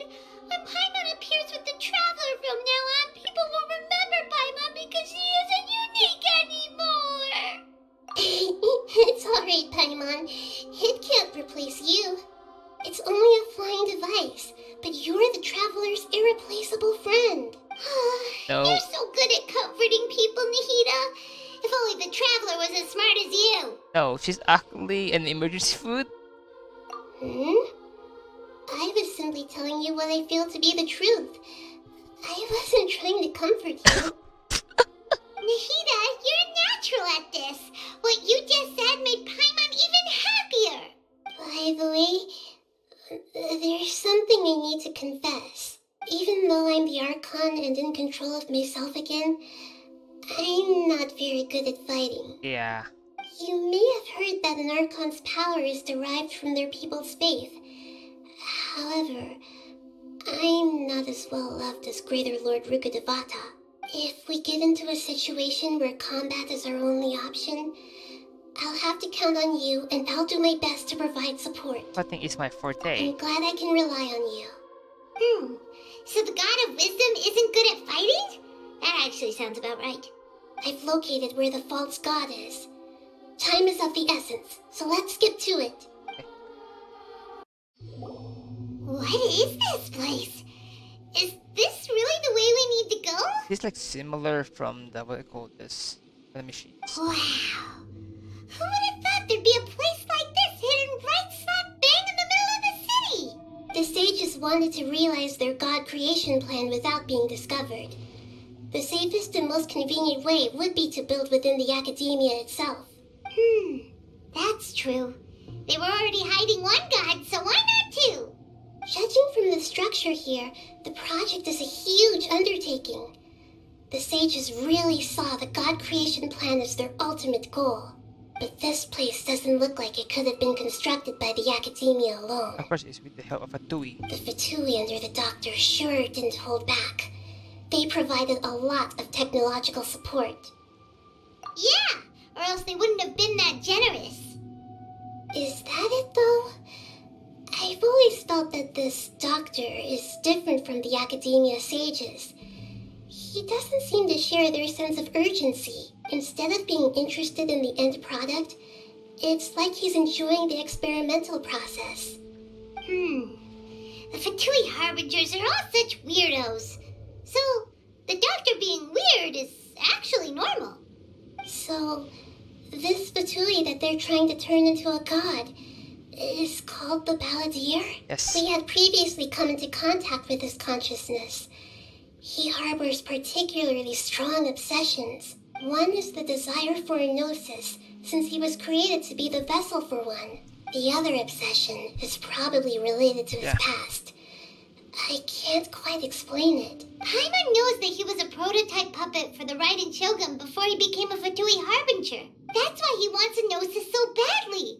There's no way he'd willingly be a test subject. Now with that temper and ego of his. It sounds like you know the Balladeer quite well. I see.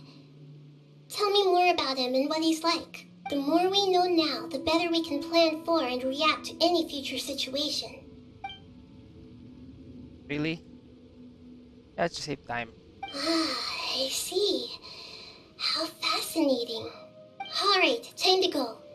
Let's get through here and meet him in person. Looking at its operational status, we must prepare for the worst. The god they wanted to create is likely close to completion or already completed. Oh no! What should we do? Paimon can't imagine how hard it would be to fight against that Fatui Harbinger with a gnosis. Are you nervous, Paimon? If you really want to know, of course Paimon's nervous. Aren't you too, Nahida? Yes, I am. This is probably the first time I faced with a calamity of this degree since my birth. I feel not just nervous, but curious as well. Curious? Curious about what? Curious about our fate. To me, everything we perceive in this world, everything we learn, and everything that happens to us is considered knowledge. And if it's a form of knowledge, then it can be understood. However, only fate is about that which has yet to occur, so it has always drawn my curiosity. So to me, fate is the ultimate knowledge. That's also why I love observing humans and all the things that happen to them. It all brings me great satisfaction. And now, at long last, I'm not just an observer anymore. I will personally experience my own fate with you by my side. Isn't this such a wonderfully exciting thing? Ah, so that's what you mean. Paimon thinks she understands what you're feeling. You won't lose. Agreed. Okay, let's continue on. I can sense his aura from here.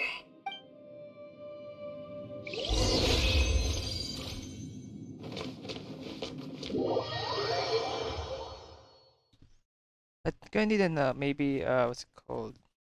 Cryo next time with Big Bad Deer. Oh, she's kinda cute.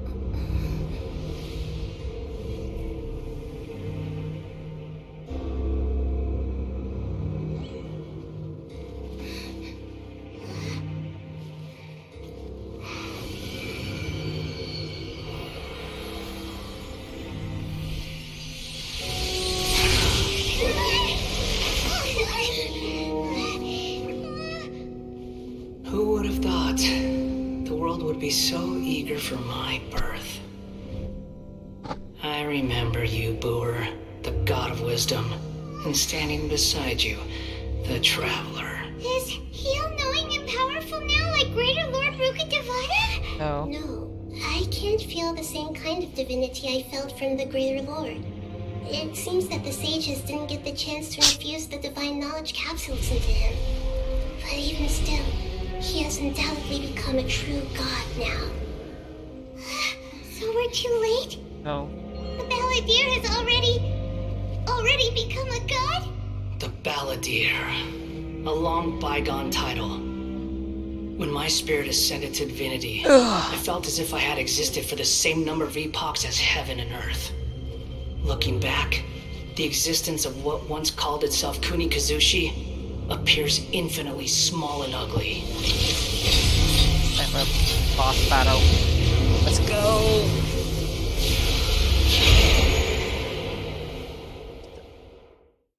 So how Opposing aura.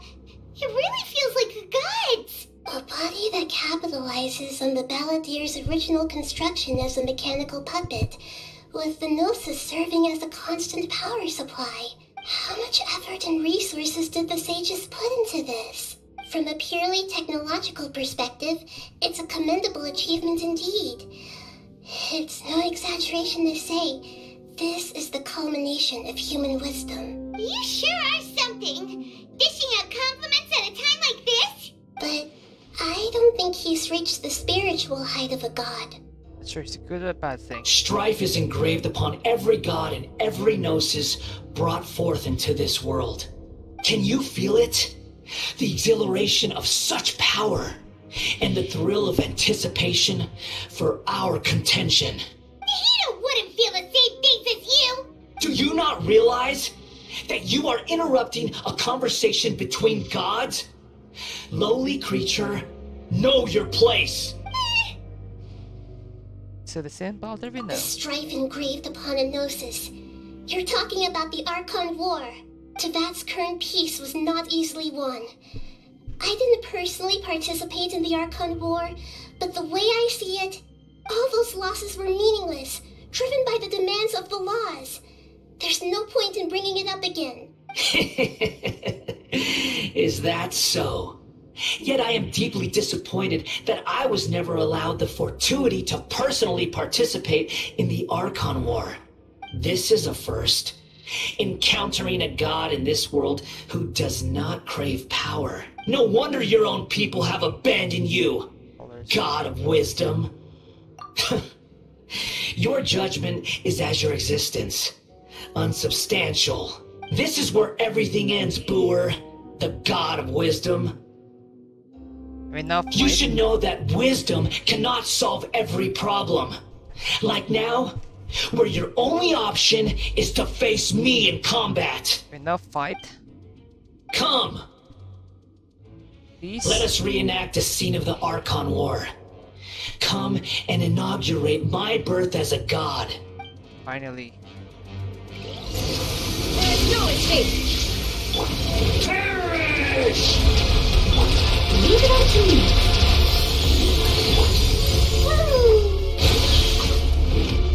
Feeble human!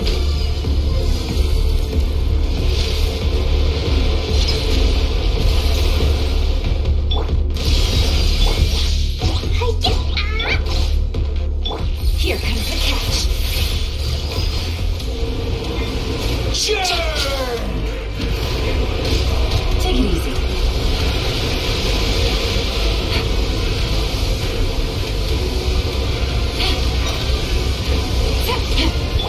Shine down! Cycle begins!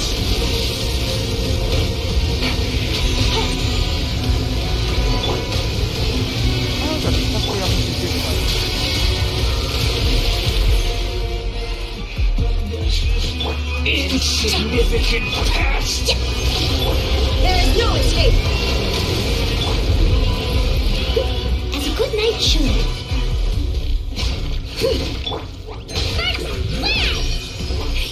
La la la. Churn! Illusion shattered!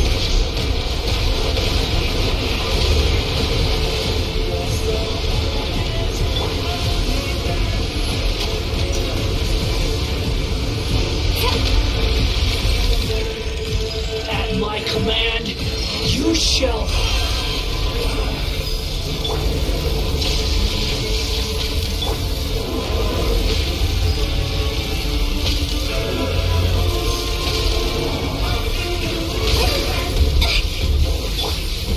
Steady as stone. Illusion shattered! Yeah.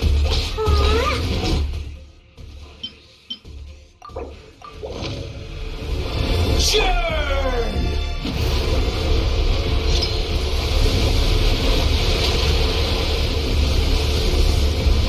Shine down! Feeble human! Leave it all to me.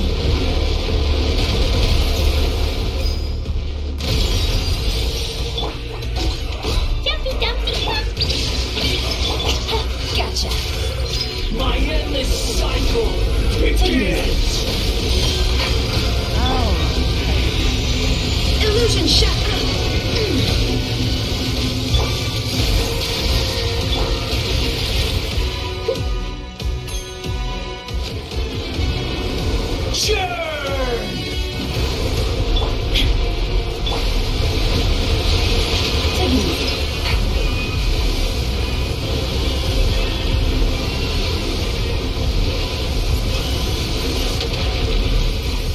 Perish!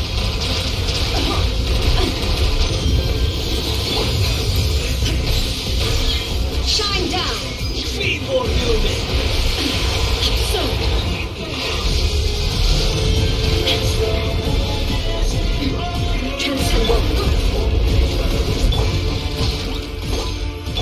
Game's up. Time's over.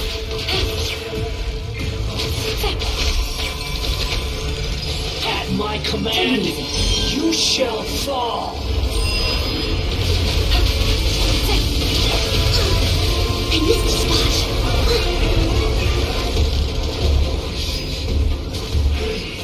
Insignificant pest!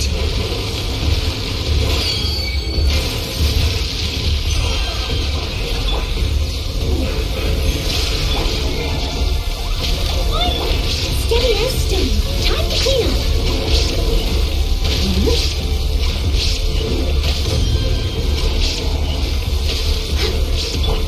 Now you shall perish!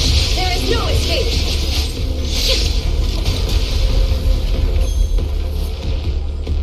My endless cycle begins! Leave it all to me.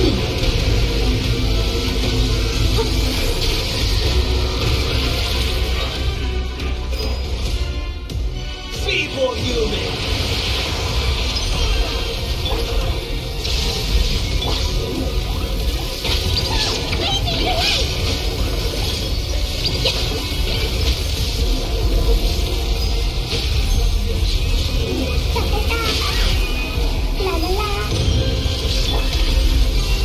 I have no idea how to do that. That was kind of hard.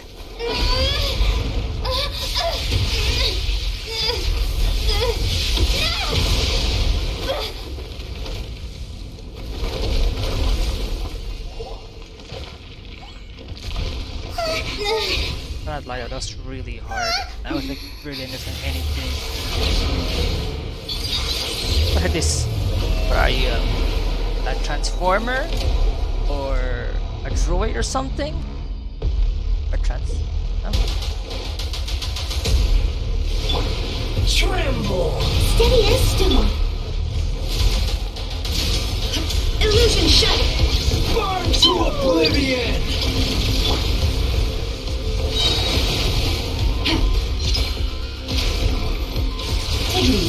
Kneel! Things are about to get dicey. Burn to oblivion! There is no escape!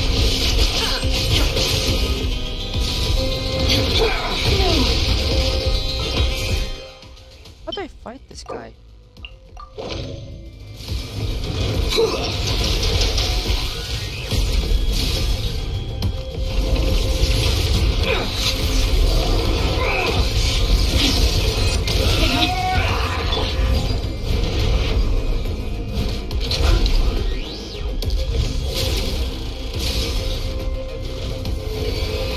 Reality is pain! God, how the fuck? Yeah.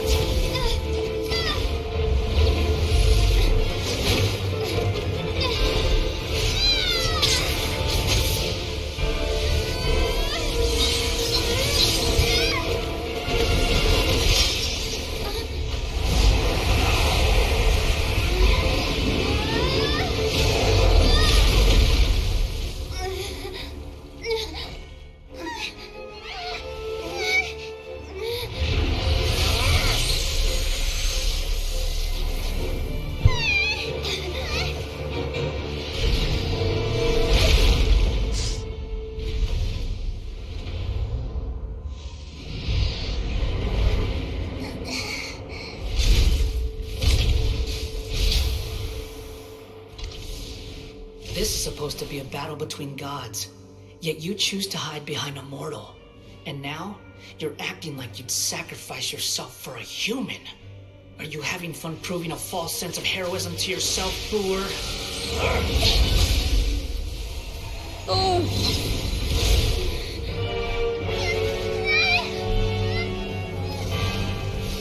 It's only vision. Only dream. The data collection is almost complete. Do you even know how many times you've tried to take my gnosis from me? Oh my god.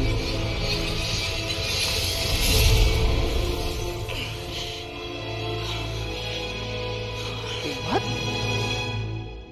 We just concluded the 168th loop. Did you know that in the effort to create you, the people of Sumeru were forced to live through the exact same number of Sub-Zerus festivals and Samsara cycles? The power of dreams. When did you use it on me? Oh!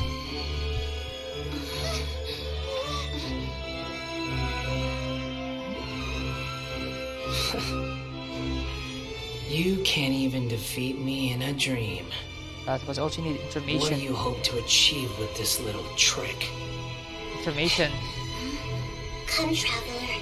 Just like before. Allow me to awaken the memories in your dreams. All that battle experience! It's more than that. Compile everyone's wisdom in the name of the Archon. That is the original function of the Akasha. I've sent everything that happened just now to the people of Sumeru in the form of knowledge. I've asked them to help you find a way to defeat the false god. Knowledge is power.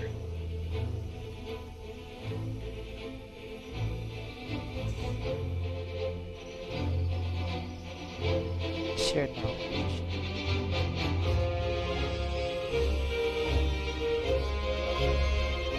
Now, all of Sumeru's wisdom is at your disposal. Meaningless tricks won't save you.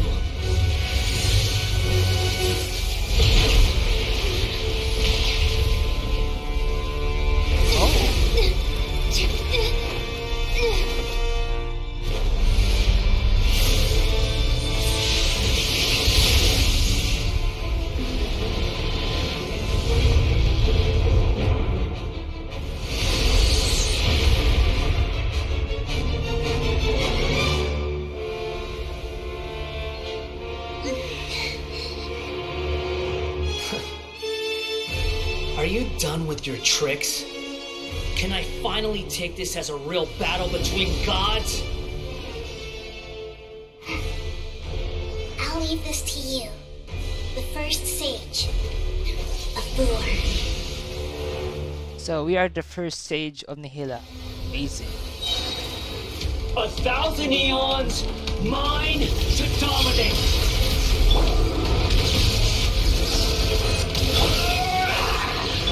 Here comes the catch. Burn to oblivion! As a dutiful maid would. Someone, Make yourselves at home! Hey! Kneel!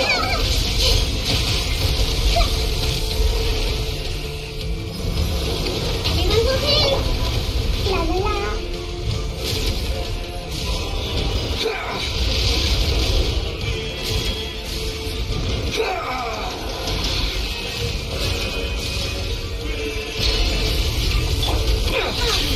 illusion shattered.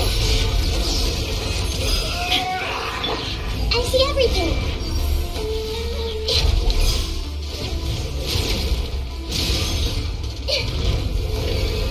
Reality is There is no escape. I must leave no stone unturned. good riddance, cruel world.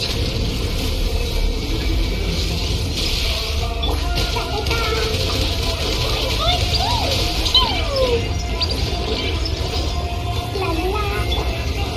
Illusion shattered. Take it easy. How do I do this one?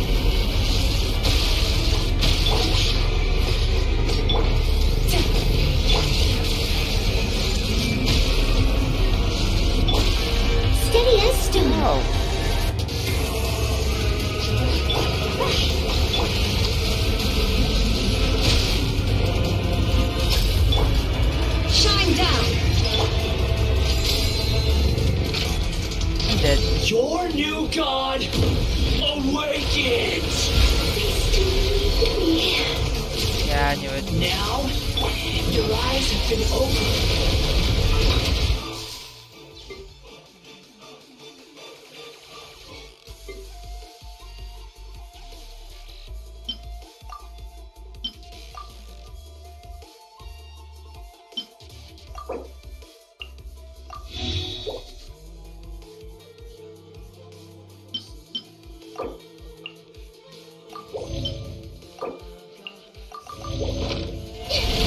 There is no escape. I see everything. Filth! Tremble!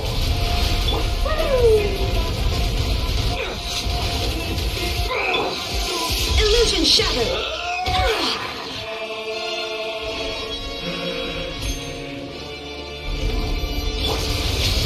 Kneel!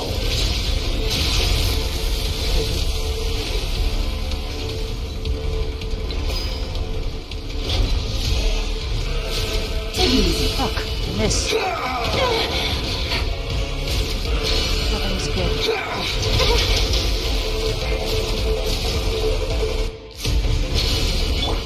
Come on. Reality is pain!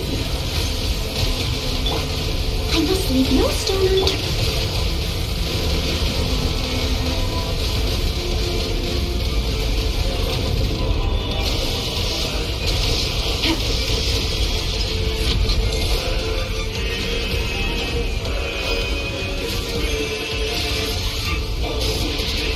Burn to oblivion!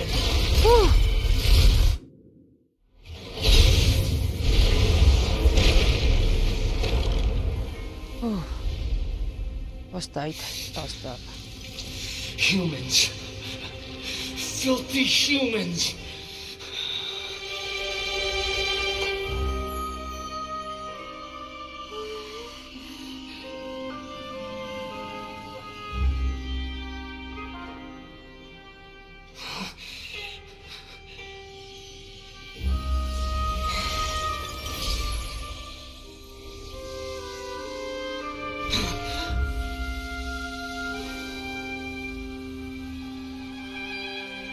No!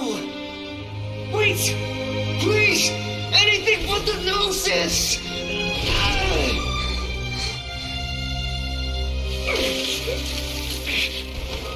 That's mine! Don't even try! I'll never go back!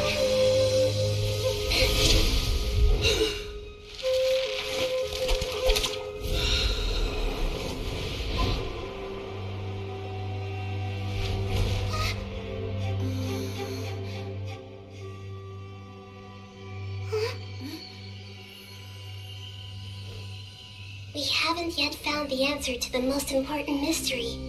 Irminsul is still waiting to be saved.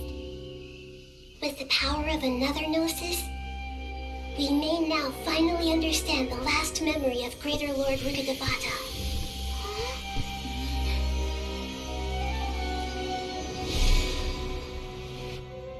This is... That's right. This is the last memory of my predecessor.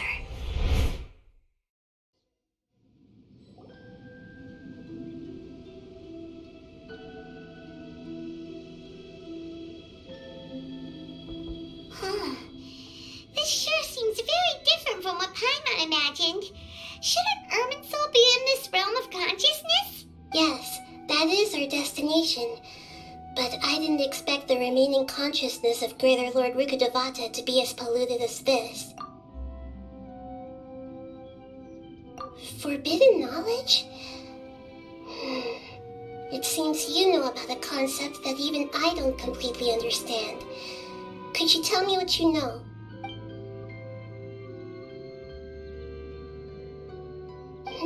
Your inference seems logical enough. Forbidden knowledge once polluted the desert thousands of years ago, but was successfully repelled thanks to King Deshret's self-sacrifice and Greater Lord Rukkhadevata nearly exhausting her power. Then, A second instance of forbidden knowledge pollution occurred during the Conria Cataclysm 500 years ago. But I'm afraid it is much more serious this time, with Irminsul itself already in danger. So, if we're in the remaining consciousness of Greater Lord Rukkhadevata, and it's also been affected by forbidden knowledge pollution, then does that mean, in order to save us, Greater Lord Rukkhadevata? Yes. It's very possible that she sacrificed her life in the fight against forbidden knowledge. She didn't completely eradicate forbidden knowledge, but if it weren't for her actions, the pollution would have been far more rampant over these past 500 years. The way that everyone, including me, has forgotten everything about forbidden knowledge may very well be due to her restoration of Irminsul. Do you feel sad, Nahida? I'm just sharing her pain. The pollution of her consciousness here is severe.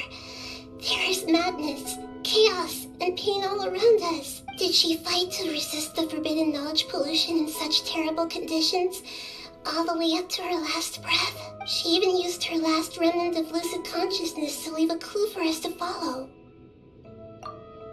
Yes, her words were distorted by forbidden knowledge, so that's all we could hear.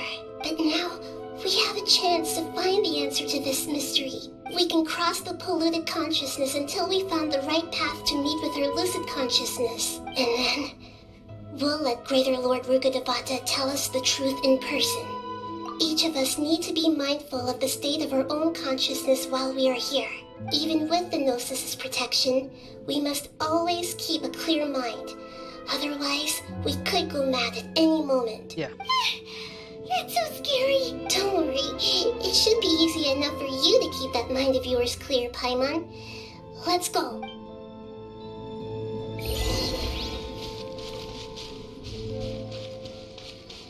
Are we in the air? And why is there a huge boat? That's the boat of consciousness, which symbolizes reason here.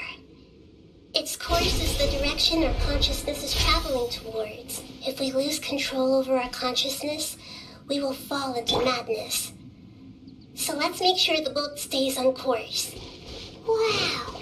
What are these? The monsters seem to have been affected by them.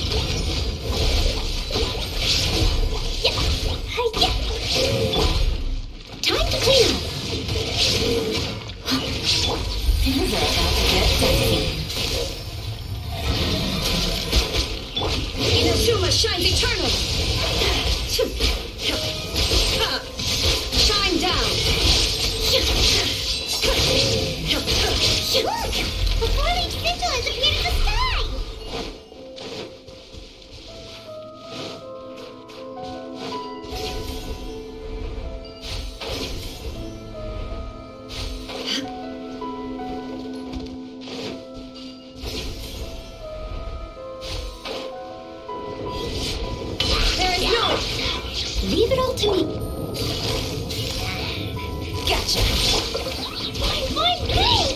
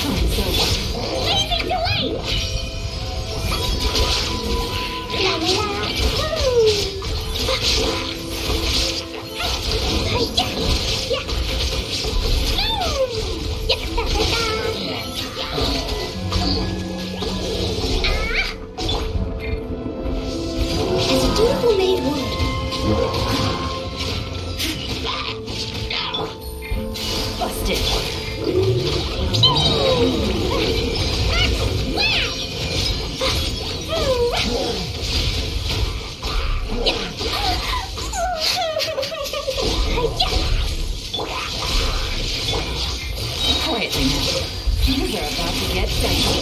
Now you shall perish. There is no escape. To control the boat of consciousness, we need to find the helm first.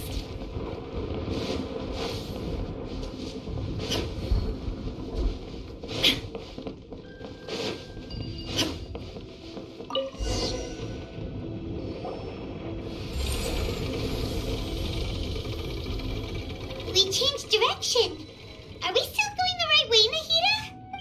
Mm-hmm. Judging from the current route, the boat of consciousness will soon take us out of here. Oh, the tree?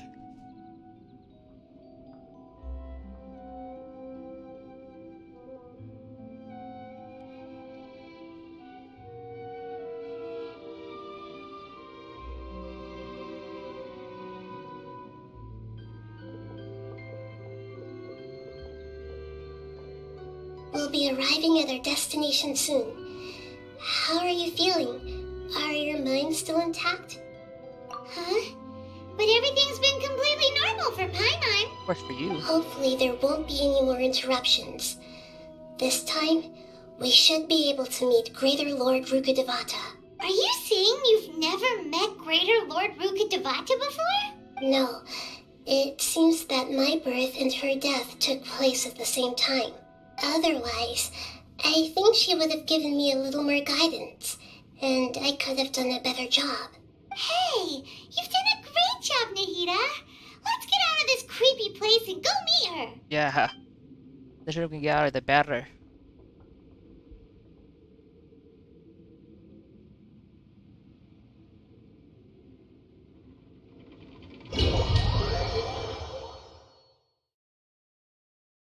So, is this the place you were talking about?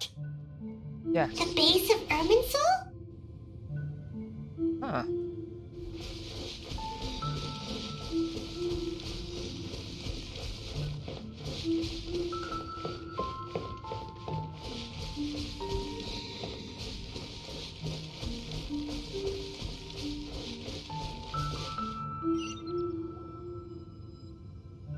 Well, this is the place.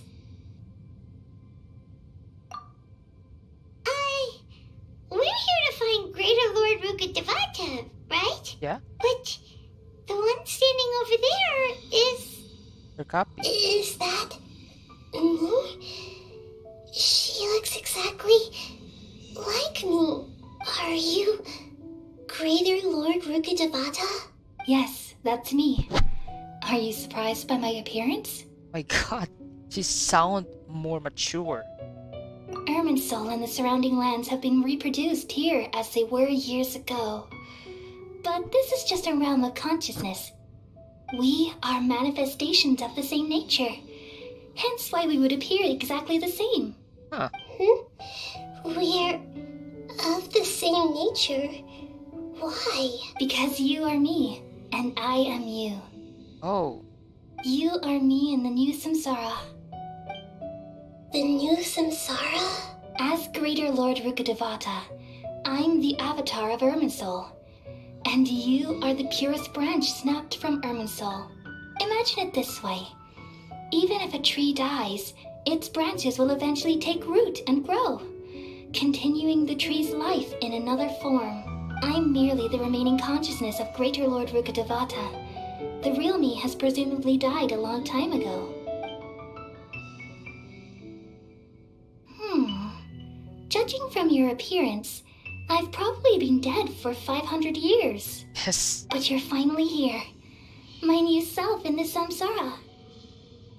If this is true, then am I going to be a great Archon like you someday? Though we share the same nature, our fates are bound to be different.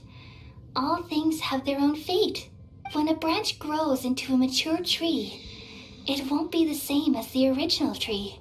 That's why fate is the ultimate knowledge, isn't it? That's a great insight. Yes, very good. It's also precisely why you won't become like me. Really?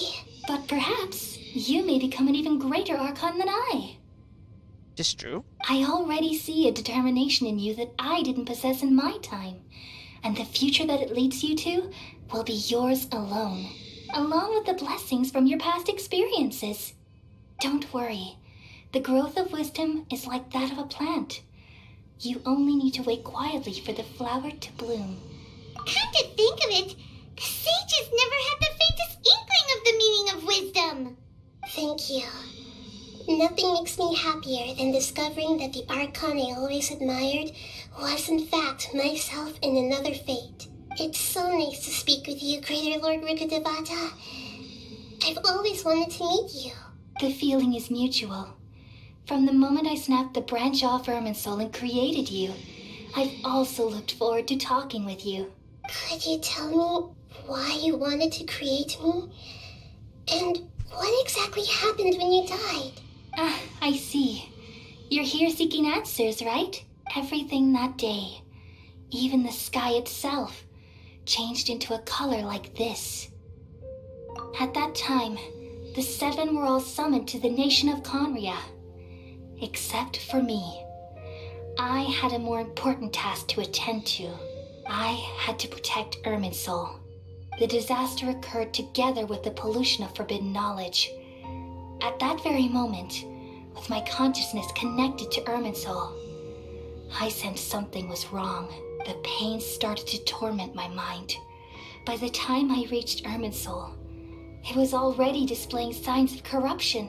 Had I not repelled the pollution of forbidden knowledge with King Deshret thousands of years ago, I might have felt even more hopeless and lost. So what exactly is forbidden knowledge? Yeah. It's a kind of knowledge that doesn't belong to this world, and a form of truth that can't be understood. It came from the very bottom of the abyss. Even I could never understand it. The world is constantly rejecting it, leading to all kinds of bad phenomena. If we allow forbidden knowledge to pollute Irminsul, I'm afraid the entirety of Tevat could fall apart. So, there's knowledge that even the God of wisdom can't understand? At that time, I knew I couldn't repel the forbidden knowledge with my strength alone, which is why I created a device that compiled human wisdom and named it the Akasha. It's truly the world's most amazing invention. Thank you. For a long time, I thought dreams were the fruit of human wisdom. Though it was selfish to do so, I borrowed people's dreams using the Akasha. Then I compiled their wisdom and all of my own power. Well, did it work?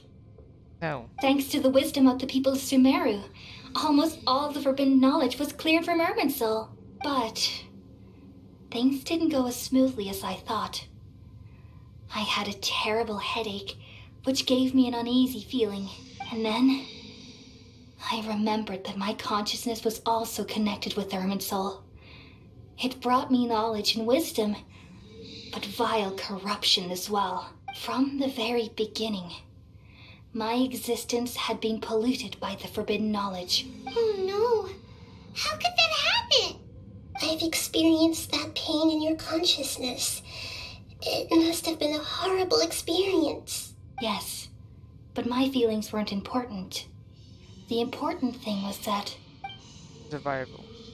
even if I died, my existence and everything related to me would continue to exist in Irminsul as memories and knowledge, meaning that the forbidden knowledge couldn't ever be permanently eradicated, and there's no way for me to eliminate myself. It would be a sort of paradox. So, I took the purest branch of Irminsul as my incarnation in the next samsara, and left a trail of clues, all in hopes that you would come here and remove me and my pollution from Irminsul forever. Wait, no, I can't. So you realize what that implies. You are very smart indeed. Irminsul has all the knowledge and memories of this world. And as you've realized just now, removing me from Irminsul means I essentially will never have existed in this world. But this is the only way to save Irminsul. People love you so much, and much over the past 500 years. I'm exactly the same. So how can we just forget you like this? Is there really no other way? There must be something else I can do. You're the god of wisdom, Boer. You should know that there is no other way. But this is so cruel. I don't want to forget you. No need to feel so sad, Boer. As someone who delights in wisdom, you should feel joy at finally finding the answer. These are the words in their entirety. Let the world completely forget me. We all nestle under the great tree of wisdom, peering out to perceive the world. From the earth and from the rain, we perceive its wonders, until we become a white bird to perch atop a branch, and finally snap off the most important leaf. Once upon a time, I alone dreamed in this world. In my dreams, everybody would also dream after they fell asleep. Wild and wonderful thoughts would emerge from their minds. Some tumbled to the ground, and others floated to the sky, connecting all things in the world into one dazzling net. Among a plethora of worlds were numerous smaller worlds, all of fate, finding within the tapestry their brilliant glow. I gradually understood that these indescribable and constantly changing things are the most profound things in the world. Only they can completely repel the madness. Only dreams can awaken consciousness from the deepest darkness.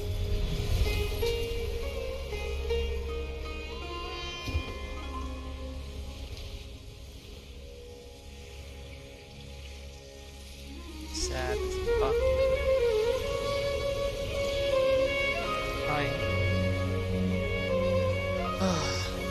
I'm the one who posed this question, yet also the one who sought a solution. Saving the world with the dreams of the people used to be my answer. And now, you've also found your own answer, and I shall return all the dreams to the people.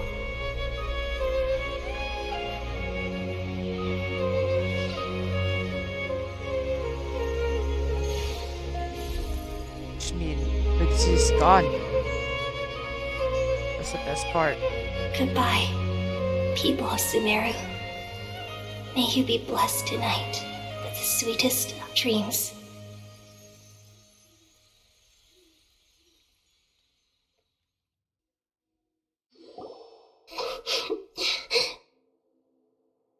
I'm alright. I'm just a little confused. We've just saved the world, right? So why am I crying? I don't know where this feeling inside of me is coming from, but I feel very sad. Just now, we used the power of two gnosis to successfully connect with the Ermin soul consciousness from 500 years ago. Then, we removed the remaining pollution from Merman soul. Yeah, what's wrong? Weren't you there just now?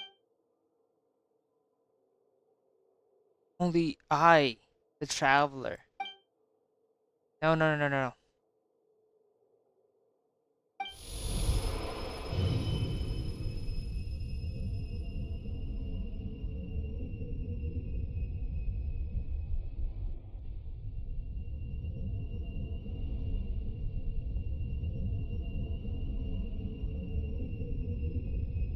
She's gonna fall asleep.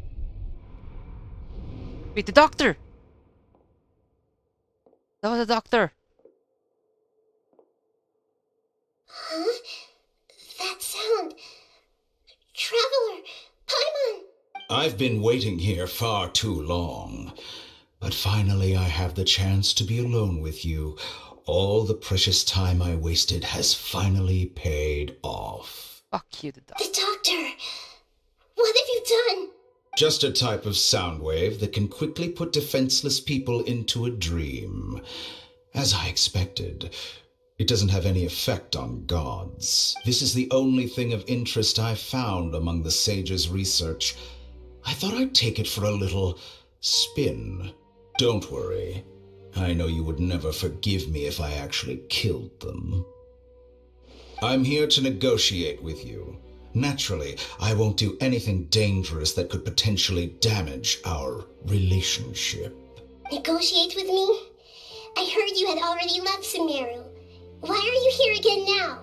I left Sumeru, but I also stayed in Sumeru. Oh, a fake, a duplicate. Even the God of Wisdom is restricted by the habits of cognition. How disappointing. You mean there are many different versions of you in this world? An astute guess. Even the same individual will have different cognitions at different ages. A long time ago, I made a major decision in hopes of preserving all my perspectives of how I observed the world. Observation is the first step of any experiment, but observing the current world doesn't satisfy me. It lacks an important dimension, that of time. So I saved segments of all my ages and made them into independent individuals. That's all there is to it. Indulge me. How does the God of Wisdom find my method of seeking knowledge? It's an insult to the very concept of life.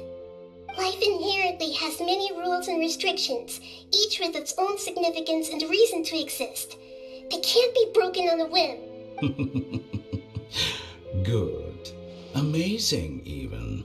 Indeed, it's difficult for humans to make peace with themselves, not to mention oneself from a different period.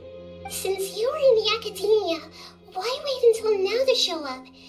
You could very well have stopped us and helped that fake god. Simple. Let me ask you this. Would any staff member ever help the subject in the middle of an experiment? No. It was my experiment. So why should I interfere with the results? The academia saw the plan to create a god as their ultimate goal, yet you only saw it as an ordinary experiment. You really are crazy. If the experiment succeeded, you would have had a new god on your hands. How would you have faced your own god then? Would you still take the same stance? Would you still hold the same view of yourself? I'm first and foremost a scholar. These results should be left to the judgment of the hypothetical me confronted with that outcome. But you're right. And that's exactly why I'm disappointed with the conclusion of this experiment. As an individual, you don't have any sense of belonging. You seem to have even fewer convictions than a typical scholar. Oh no, I certainly have my own convictions. They just don't fit your standards, that's all. All right, that's enough conversation for today. The experiment is over, and it's time to tidy up the equipment and reclaim any useful materials. What do you want? For example, the Gnosis. Lesser Lord Kusanali, you're an intelligent Archon. I'm sure you understand the disparity in our combat abilities at this time. Besides, you have no way to use that Electro-Gnosis in battle. Didn't you say you were here to negotiate with me? Somehow, it's starting to seem like you intend to take it by force now. I'm merely stating a fact. After all, I'm also a scholar. Naturally, I hope to show proper respect and dignity to the God of Wisdom. Your hypocrisy is built on absolute confidence. I understand your scheme, but... What? What if I were to destroy the Gnosis now and awaken the heavenly principles? Awaken the heavenly principles? Do you think that's really possible? The heavenly principles have been silent for many years, but the Gnosis are symbols of their control over Tevat and all the laws. Oh. Will the destruction of a Gnosis attract the attention of the heavenly principles? And if so, how do the Fatui plan to deal with the consequences? Do you dare to gamble such a possibility with me? Gamble? How surprising. I thought you would show evidence or use rigorous reasoning to prove your point. The word gamble is the last thing I expected to hear from the god of wisdom. But this is a clever move. You must have seen through me when I first captured your consciousness.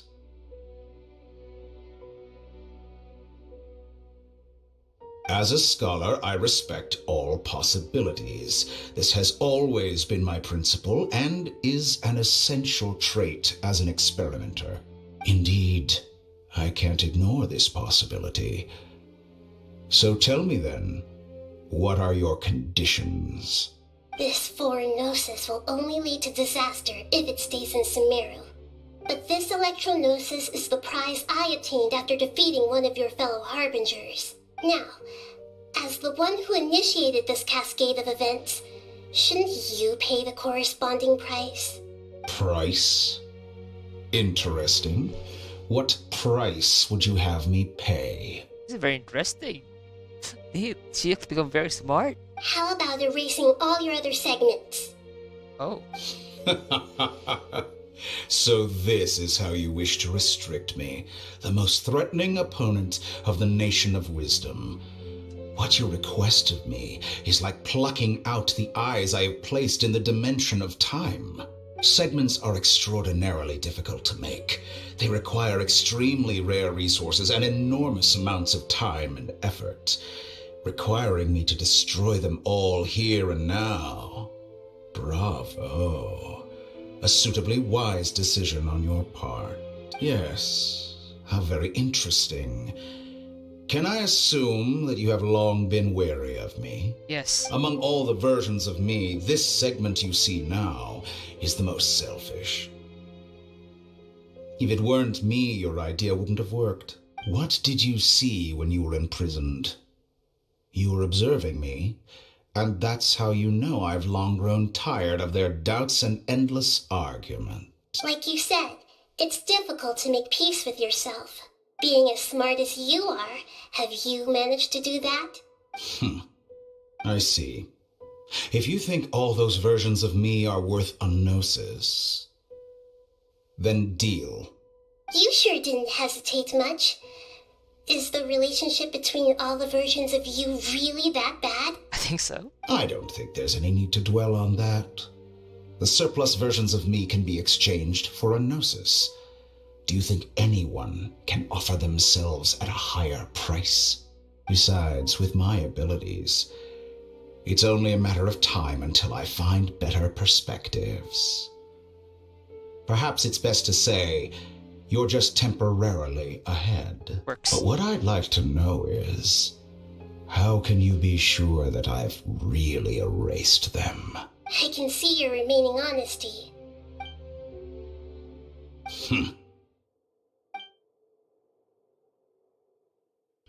What a ridiculous decision! You can't be serious! How could I have been so short-sighted? You think this is the end? Wait, I'll have wait. You'll make this moment count. You will regret this. Well, have you confirmed that it's complete? Here, take it. The future of Sumeru City will be in my hands alone. I will shut down the Akasha and let curiosity and the thirst for knowledge drive the realm of academics once again. There won't be any further gaps for you to exploit. It truly pains me that my academic achievements have never been appreciated in my homeland. Of course, I have no interest in being rejected by this city for a third time. Another chess piece. And where is your dendronosis? Don't be greedy, Harbinger of Snezhnaya. No, this is a different transaction. If you intend to turn off the Akasha anyway, then there's no further use for the Gnosis of Sumeru, is there? True. Besides, isn't it the Archon's duty to deliver what's desired of the Seeker? Oh, judging from your expression, you don't seem to find the idea very agreeable. Then let's think of it this way. Since you're the god of wisdom, how about I exchange some knowledge with you? People exchanging knowledge with the god of wisdom is the stuff of legends. Yet here you wish to exchange knowledge for the god of wisdom's property. Arrogant as that is, it has piqued my interest. Let me ask you, have you in all your mighty knowledge ever heard the rumor that the skies of Tevat are fake? Oh. Huh? That's the secret hidden by Irminsul concerning the truth of this world. Oh, yeah. Once I finish telling you about this, it will be time for me to say goodbye.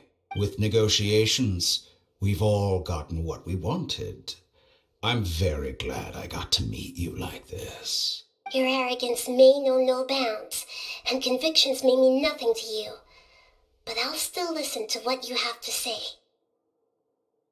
Oh, fuck you. We're not gonna hear anything of this information. Oh, fuck you, MiHoYo. What the fuck? Yeah.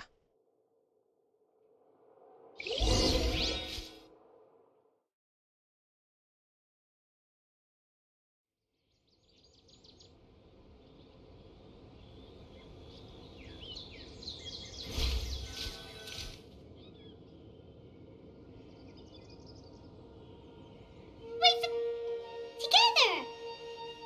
Okay. Wake her up. Oh god, again? Are you awake? Kali says it's time for breakfast. Come on, get up! Morning, Pam. Good morning! How are you feeling today? Good. Good to hear. It looks like we've recovered pretty well. Not even Tainari can stop us from going out now, right? That's right.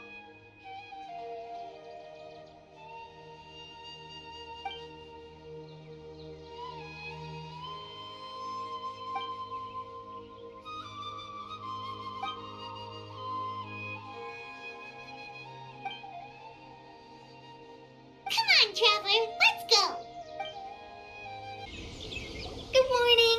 Morning. Looks like you're awake. Yep, yep. Morning, Kali. I prepared some breakfast today. Please have a taste. I hope you'll like it.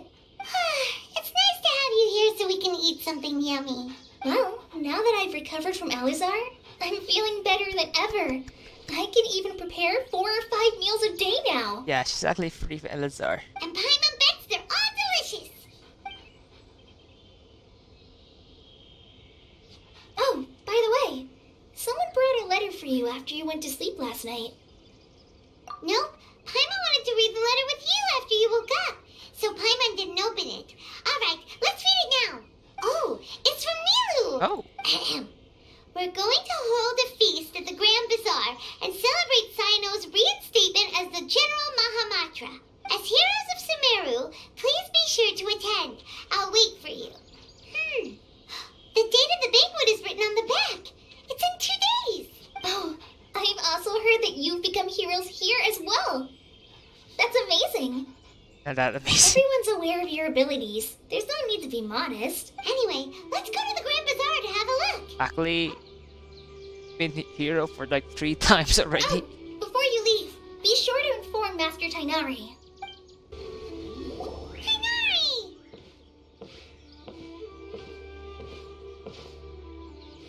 Good morning. How do you feel today? Good. We feel much better. How about you? I'm recovering well. Thanks for asking. But from the looks of it, you seem to be already busy with work again. It's fine. I'm not that busy, really. The Elazar patients have recovered, as well as Apasia. For now, I only need to tend to my Forest Watcher duties. It seems once Irminsul started getting better, everything else started to recover too. Yes, but there are still some residual effects. Such as? The withering is one example. Though it won't spread anymore, the existing zones won't just disappear. We forest rangers will still need to do the work. That's a lot of work. By the way, we have some good news. Sino got his position back. This news is hardly new. He had already mentioned it to me before. Fuck. Huh? You mean he was already here? Why didn't he come to say hi to us? He visited once, but he was afraid of disturbing you while you were resting. He just asked me a few questions and left. Then you probably already know all about the celebration celebration feast? No, I haven't heard anything about that. Huh? But didn't Nilu say in her letter that they would celebrate Sino? He didn't tell you?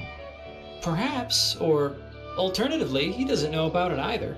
Come to think of it, Sino doesn't seem like the type who'd enjoy a celebration feast. I guess they're only planning to as they are underway. You and Kale are both Sino's close friends. Why don't you come to the feast with us? Kala has taken over some of my tasks these days. I don't think she'll have time for it. Not to mention me. You see, some VIPs have come to the forest recently. Oh? Huh? VIPs? Very important Paimon? Well, technically speaking, they are former VIPs.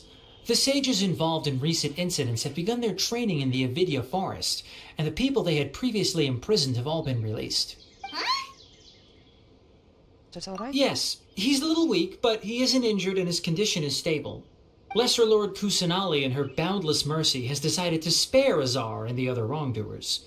Oh. Supposedly, they were ashamed of their shallow ideologies and have decided to dedicate the rest of their lives to cultivating wisdom in the Avidya forest. When they learned that Lesser Lord Kusanali had defeated the Balladeer and saved Irminsul, they were shocked at first, but also became happy, feeling that the sacred light guiding them on the path of discovering wisdom had begun to shine once again. As a result, work has increased for the forest rangers. That sounds really exhausting.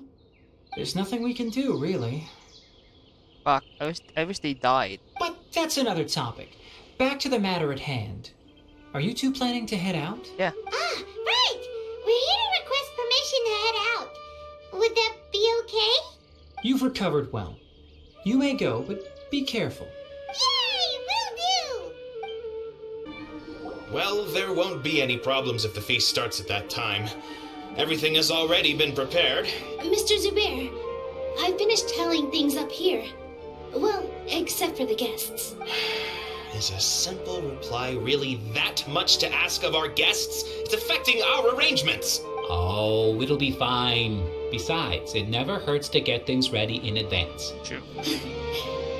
I was thinking the same thing. The feast will be held sooner or later, right? Yep. Hey, Nilu! Hi. Traveler, Paimon! We got your letters, and here we are! You're the best! The other guests haven't even replied yet. Of course, I know. Huh? Are we the only ones that have arrived? Yeah, I had someone deliver letters to all of our guests. But maybe everyone is still busy with other things. Look, I get it. Sumeru is in an extremely important period of transition right now, but even if your friends are important figures, they shouldn't just ignore your request like this. Nilu is Sumeru's #1 celebrity after all. Of course, you're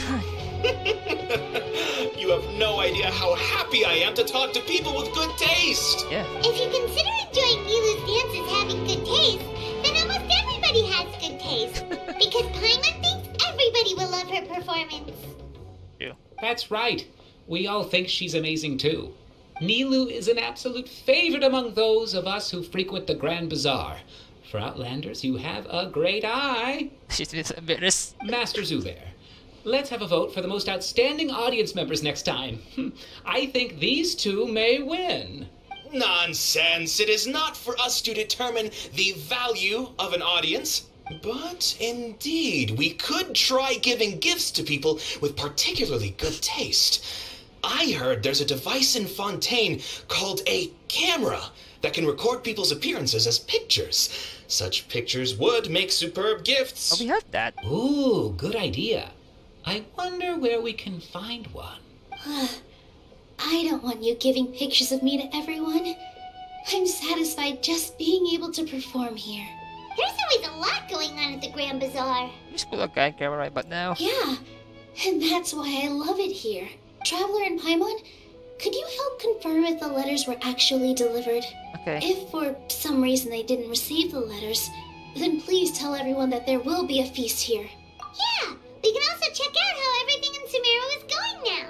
Everybody else? When I wrote the letters, I heard that Dia was in Port Ormos, and Alhaitham was at the Academia. As for Sino, we've only heard that he appears at the Academia from time to time. I'm not too sure about Rahman's whereabouts. My guess is that he's with Dia. Yeah. As for Dunyarzad, I just hope she's feeling better. I sent her a letter, but I was afraid of disturbing her.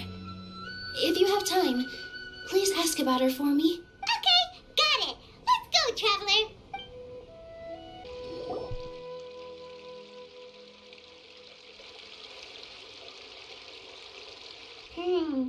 We haven't seen Alhaitham anywhere. Let's ask that person over there.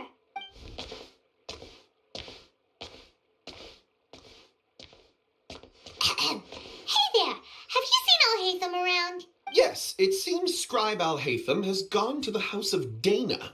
You should be able to find him there. But you're already the second group of people I've seen looking for him today. He must be quite the busy man. Oh? Who else was looking for him? Mr. Cave was just here asking about him. You wouldn't believe how terrible their relationship is. And now you two are here. Don't tell me everyone's here looking for gossip about the sages. No way. We're strictly here on business. Ah, I see. Sorry, I thought maybe everyone's as interested in rumors about the sages as I am. Sorry, nope. Let's take us home. Alhaitham should be around here somewhere, right? Yeah, there he is. Oh, he's over there. But it looks like he might not have time for us. Just put down that worthless book and tell me what happened in the academia. This is not just some worthless book. Do you have any idea how difficult it is to find a physical book like this in Sumeru? It doesn't matter. It's probably just another thing that you used your authority to get your hands on anyway. Just put it aside. Listen, I came back today only to hear that the sages have disappeared. Oh, you sound surprised. I thought you would already know the inside story. Would I be here asking you if I knew? You're the scribe, not me. So just tell me what you know already. Well, I almost became a sage. Huh? Oh, don't sound too surprised now. You're the renowned Kaveh, light of the Kasharawar. Besides, as a master builder and craftsman, chances are you'll be appointed as a sage too. Why do I feel like you don't really mean it? Huh. What makes you say that? Why would you question my heartfelt sincerity? Maybe it's because you've never said anything good about me before. Yeah, well, I share a similar sentiment, and anyone who knows you as well as I do would surely do the same. Ah, you... See? This is why I hate discussing anything with you. Your ridiculous and arrogant attitude always gets in the way. It seems that you really can't stand my personality. Yes, he can. Ha! What was your first clue? Well, then you might as well move out of my house. Are you threatening me? Stooping to a new low, I see. Ugh, and don't change the subject. You, a sage? What a joke. The academia might as well just close tomorrow. Are they having a fight? Yeah, right anyway. Forget what's going on with the academia. Haven't you been busy with your construction project? Tell me, when are you going to build yourself a mansion? Don't get me started. I get angry just thinking about it. So, what great building did our master architect work on this time? Like I need to tell you. Keep your nose out of my business. Oh, exactly, a Dendro as well. No, I think we deserve to know. Where were you when Sumeru needed you most? I was in the desert for a large project, but considering Haravatat's utter ignorance of architectural and aesthetic matters, you probably wouldn't understand. Which is truly unfortunate. I can only pity the man who doesn't understand the first thing about beauty and romance. Unlike a true... hold on, wait a second. What do you mean by when Sumeru needed me most? Well, while you were out fiddling around in the desert, many people came together to save Sumeru from a crisis. Ha! And you think I'd believe that? Look, all you really need to know is that Azar and all his accomplices have all been overthrown. Huh? What nonsense are you talking about? It's no skin off my nose if you don't believe me. It's not like my Darshan was the one trying to apply for funding from the Grand Sage. Yours, though, on the other hand... You know what? I'll ask around. I'm sure someone knows what's going on here. You're dead if I find out you're lying to me.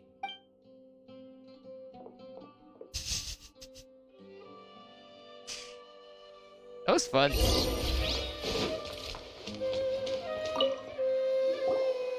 Alhaitham. Oh, it's you two.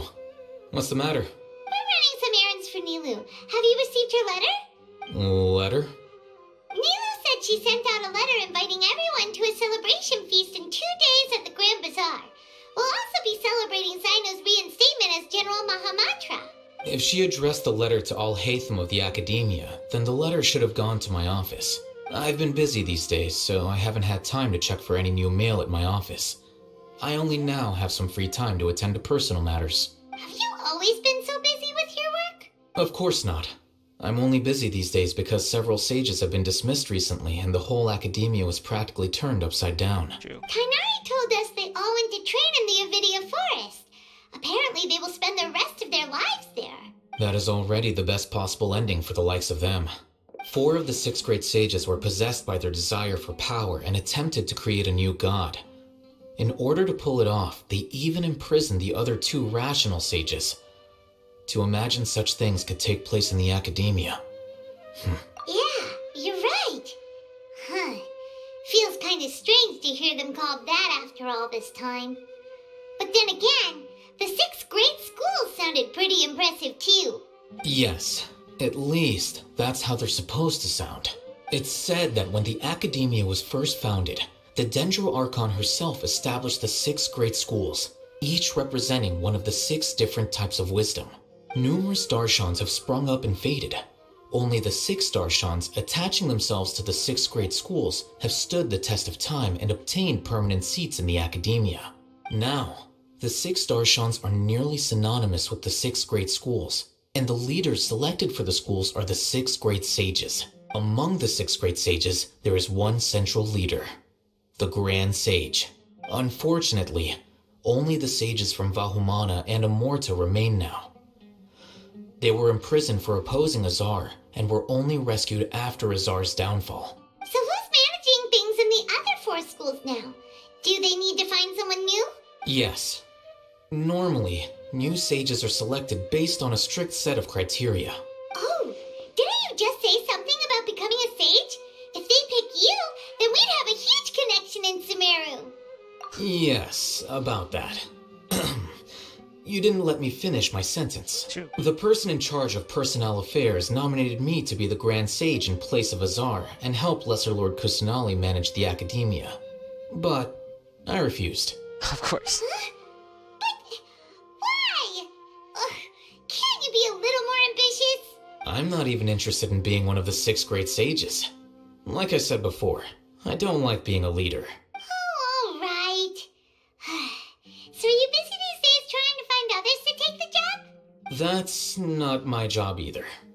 I'm only responsible for handling important affairs within the Academia before the new sages take office. And the first thing I'll do is reject Kasharawar's application for funding. By the way, who was that other person just now? Is he your friend? No, your roommate. Do we look like friends? No. Paimon doesn't know. That's why Paimon's asking. His name is Kaveh, my roommate. You could say he's the representative for Ksharawar scholars, which is exactly why he always has so many problems. So everything that's happened recently must be a huge change for the people of Sumeru. Such is the work of the Academia Scribe. Well, anyway, no matter how busy you are, since you are our planner, remember to attend the celebration feast in 2 days. Alright, I'll see you there. Yay, he's coming.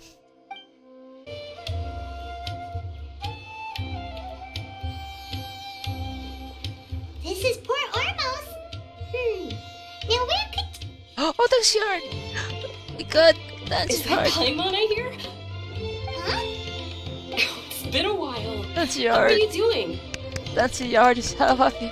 Yes! Oh my god! Dunyarzad! It's been so long since we've seen you! We're good. How are you? How about I'm you? doing well. I can go as far as saying I have never been happier in my entire life.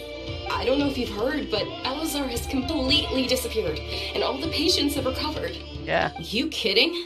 Knowing them and the connections they've got, I'm sure they've heard about it. Yeah.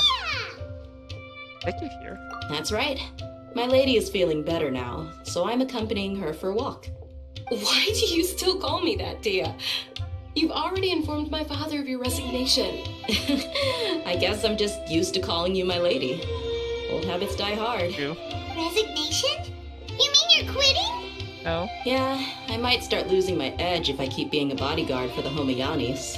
You know that my parents and I are fond of you, and that we appreciate you very much. It wouldn't be a problem if you wish to continue to be our bodyguard. I'm not a woman that's easily persuaded. You should know that by now, my lady. When I took this job, I had already decided that I'd quit as soon as you recovered. It's time for me to get back out there and chase that horizon. So what are you gonna do now if you're not gonna be a bodyguard anymore? I want to take a risky job and put my body to the test again. Huh? But we literally just finished one of the most dangerous jobs ever. Are you getting bored already? I know. If I hadn't joined in that plan with you, I wouldn't have come up with this idea. I guess I still get fired up by that feeling of going all out in a fight. It made me realize that I'm still a mercenary through and through. Life is short, and I'm happy that I got to be a part of that operation. But the whole thing also made me realize that there are still many problems in Sumeru. And as a desert dweller, I'm still not completely ready to settle down on this side of the wall. Well, I remember a friend had someone bring you a message. You mean I'll hate them? I didn't expect him to still remember that. I thought he was joking. We just came from talking with Al-Haytham at the Academia. Yeah. Did he tell you that he suggested that I come work at the Academia? No. What? That's that. I heard that Azar and his cronies fell from power, and Al-Haytham told me that now was a good time to find a job in the Academia, but only if I wanted to. Whoa. Paimon can't see you being anything other than a mercenary. It's true. Me neither. Oh, but I think Dia would look great dressed up as a scholar. Because I got fun art that right now. Ugh, forget about it. I wouldn't last 10 seconds in there. Al-Haytham probably just liked the way I worked and knew I'm good in a fight. So he suggested I find some work in the Academia. But you know, if you take him up on the offer, Sino might actually agree and let you become a Matra. True. Because you're super amazing. The Matra have all the talent they need as long as they have Sino. I prefer to be free to live however I choose. The potential traveler. In fact, I chose this job from the very start because I knew it'd be right up my alley. Even if being a mercenary means facing all kinds of danger. Yes. A lion has to return to the wild sooner or later. If anything, being your bodyguard has been unfamiliar territory for me. I don't want to see you go, but I'll respect your decision. I'm glad to hear you say that. Yeah. Come on, no need for the sad face. It's not like we'll never meet again. Once the whole Dendro Archon thing is settled, everything in Sumeru will take a turn for the better. That makes me happy too. But a peaceful society will probably mean less demand for mercenaries like me. Before long, we'll be a dying breed. So I'd better get to work while I still can. True. Huh? But wait a second. You make it sound like you're leaving now. Well, no, not yet at least. I promised my lady I'd stick around until next week. Hey. So, have you been in Port Ormos this entire time? We were wondering if you had received a letter from Nilu. Oh, did Nilu write to us? She heard that you were seen in Port Ormos, so she sent the letter here. Huh. It was probably sent to the inn that we're staying at. My lady has been very energetic lately and keeps taking me on hikes, staying out even into the night. By the time we get back, the receptionist is usually off napping on the job. Right, and we tend to leave quite early in the morning, so the old man on duty is also usually dozing off. So what it really sounds like is that the person on duty is always asleep. I bet the letter's at the reception desk. I'll go check later. No. No wonder there wasn't a reply. You never received the letter. Good thing Nilu asked us to come and check on that. Sorry to make you two come all the way out here. It's fine. It must be something important for Nilu to specifically write to us like that. Yes, she said they were preparing a victory feast in the Grand Bazaar, and will also be celebrating Sino's reinstatement as General Mahamatra. She was hoping you could come. Great! I'll be sure to attend. Count me in too. But is there some sort of dress code or anything for the feast? Can I just show up looking like this? Yeah. Since it's being organized by Nilu, I don't think she'll be too picky about that. If anything, I think she wants to see us as our most natural selves. All right, then this is how I'll show up. The feast will be held in 2 days, so don't forget. Sure. Thank you so much for letting us know. We'll see you there. Oh, by the way, do you happen to know where Sino and Raman are? The General Mahamatra always comes and goes without a trace. Normally no one knows his whereabouts. Oh. Yeah. But last time we met, he mentioned that he had something to do in our village. You can try your luck there. As for Raman, your guess is as good as mine.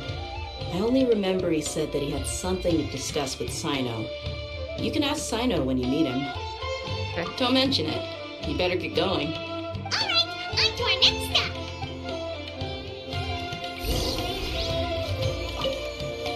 After recovering from Elazar, everything seems so different to me. When I look at the scenery I visited before, it has a completely different feeling. Yeah. You need to be stronger than an ox to take life by the horns. I think I've heard you say something like that before. But today, I finally understand what you mean. Is there any place you'd like to go? I can accompany you. I've got time. What if I tell you that I want to go to the desert? Fine by me. If we go to the desert, I can introduce you to my friends there. But we should prepare and get everything we need before setting off. Let's go! I'll go pack my luggage now. After we're done with the feast in 2 days, we can go have fun in the desert. You can count me in. It's been a while since we last visited Aru village.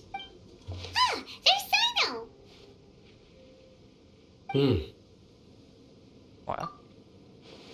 What brings you here?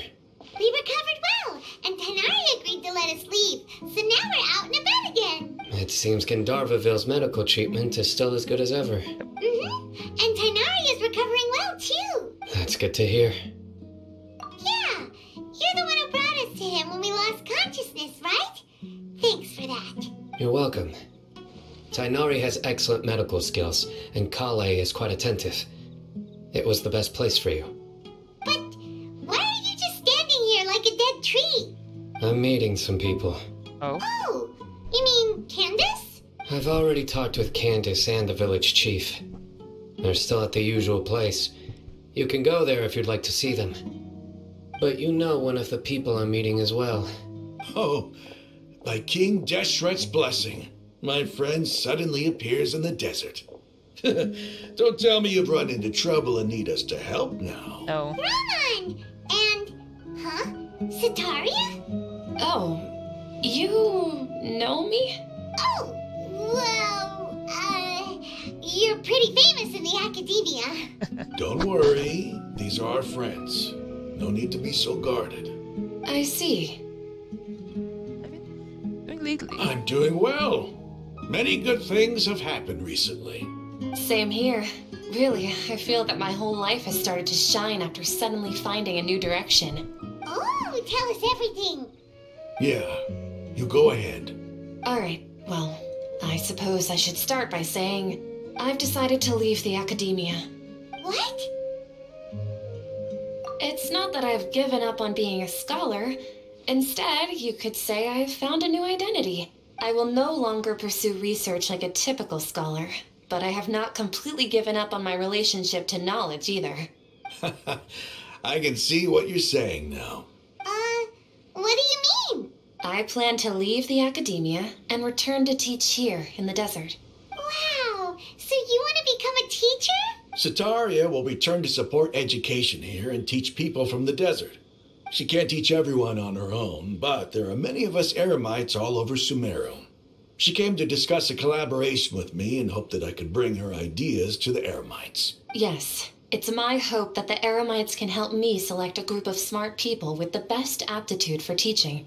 I'll teach them, and after they've finished learning from me, they can go educate more people.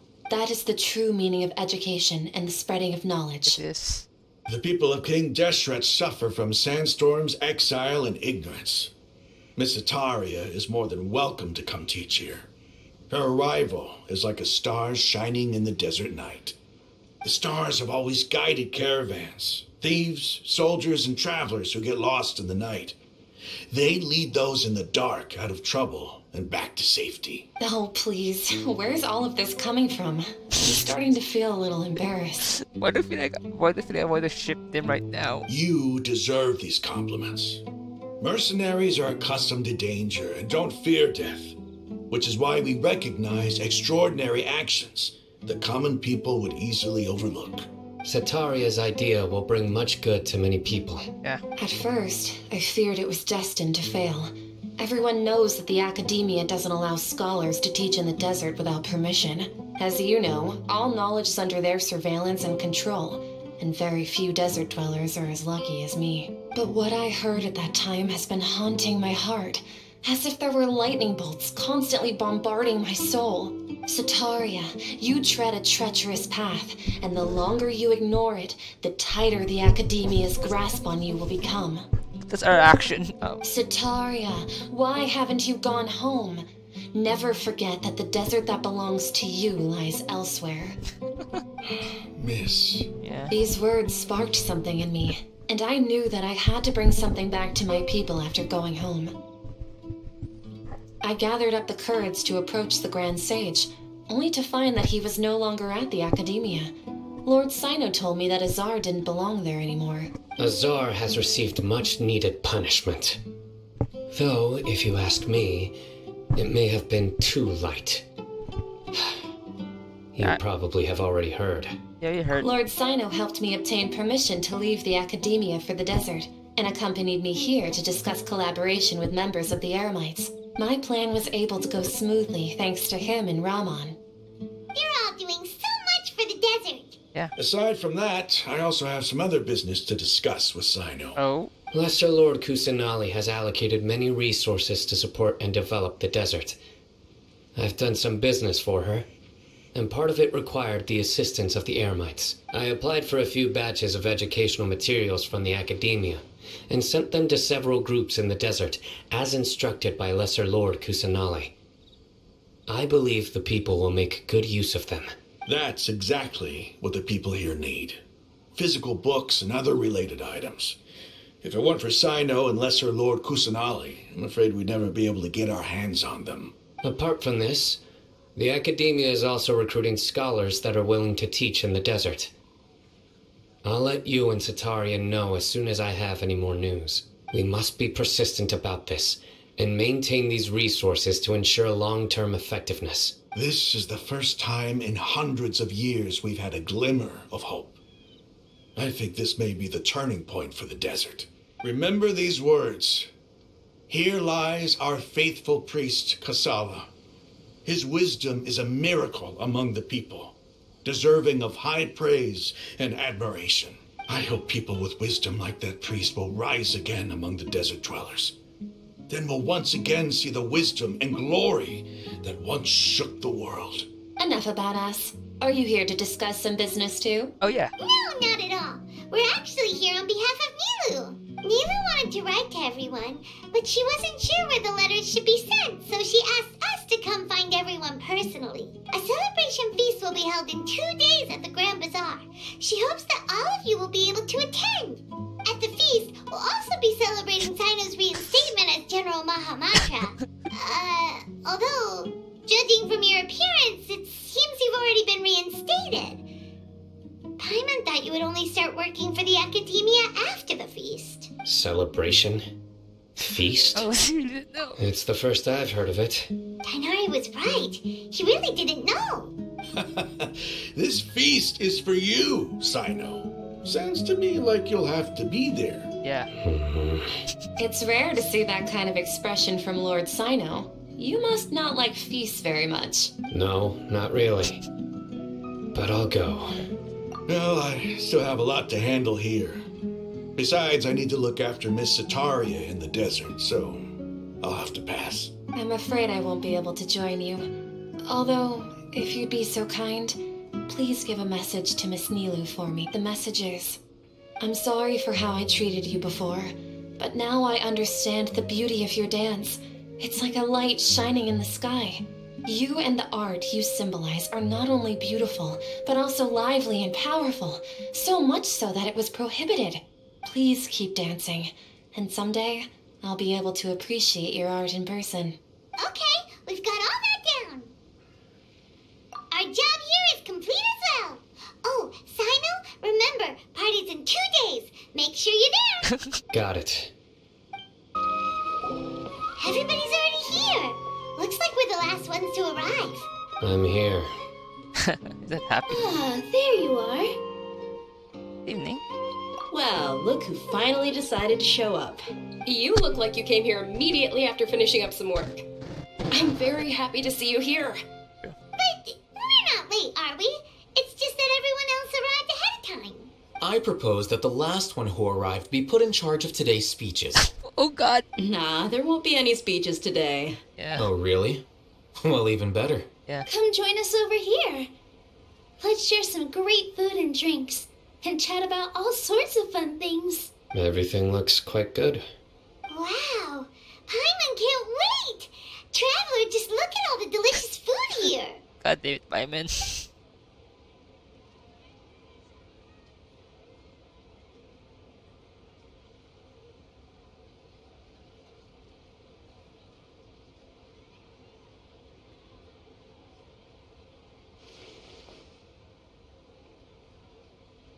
Whoa, it's so delicious.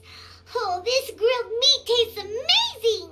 The food was specially prepared for you by everyone in the Grand Bazaar. And we have gifts that were sent by the residents of Sumeru City when they heard we were holding a feast. Everyone that came said that you saved Sumeru and wanted me to thank you all on their behalf. Ah, feels kinda nice to be seen as a hero. I could get used to this. I really mean this is here like 3 times. Being a bodyguard is also a hero's job. You've always been amazing, Dia. My lady sure has a way with words. Thanks. I'm glad to hear it. And I'm happy to meet everyone that participated in the great plan. Don't mention it. Come to think of it, we've really done something impressive together. It's unbelievable. We owe it to our abilities. And luck. Really? Why do I remember everybody thinking that luck was against us and feeling like we hardly had a chance of succeeding? That's how I remember it too. Yeah. It's luck that brought us together, and it was luck that let us form a team. Then, it took even more luck for us to formulate a plan and implement it successfully. Moreover, judging from the results, everything worked out well. Yeah, everyone gave it their all when it mattered most. It was almost like a performance. We took the stage and put on our best show. Everyone played their part, and thanks to everyone's efforts, the performance was a great success. So, would you say we're good actors too? That's more fun on their belt. It's such a blessing that Lesser Lord Kusanali was able to return to power at the Academia. Yes, even after being abandoned and neglected so many times, she's finally returned. Uh-huh. Lesser Lord Kusanali once used all her power in a great disaster, which resulted in her losing all her wisdom and memories of the past. The Academia basically abandoned her because of it. This should be something everybody should remember. Huh? You look surprised. I didn't say anything wrong, did I? Only I remembered. No, everything you said is correct. No, it's wrong. That's good. No! Something wrong? Yeah, what's with that face? You knew all of this already. Don't mind me. It was... I swear. Even if those 2 giants of the Academia are here, I still have to say it. Those sages really have some nerve. 500 years ago, Lesser Lord Kusanali used all her power for the people of Sumeru. And what did they do in return? Yeah.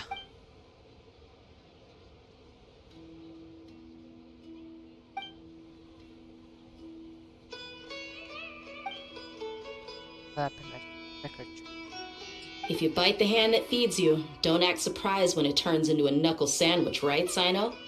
Perhaps I shouldn't say this, but their treatment of Lesser Lord Kusanali calls for a more severe punishment. Yeah. You could simply tell Lesser Lord Kusanali that you wish to have Azar and his accomplices severely punished. I respect our deity's decision and won't interfere in any way. While we're on this topic, why didn't you accept the Academia's invitation to become the Grand Sage? Yeah. Are you trying to say that I'm fit to be a sage? Yes. Not at all. But every person handling the selection process has said that you are the most suitable candidate to lead the Academia right now. Why? Because he dethroned Azar from power? Could you try to put it another way? This is a good thing, yet you're making it sound like I overthrew Azar for my own personal gain. But seriously, though, I always wondered if you had some personal motives behind it. I did have my own motive, but it had nothing to do with being a sage. If the rules of our nation were suddenly cast by the wayside, then it wouldn't be long until chaos ensued. I had no intention of letting their dreams disrupt my life. By that, you mean your life working as the Academia's scribe. Precisely. Wait, is that all? So that's the only reason why you joined us and came up with all those plans? It's reason enough. You've certainly got quite the personality. You flatter me.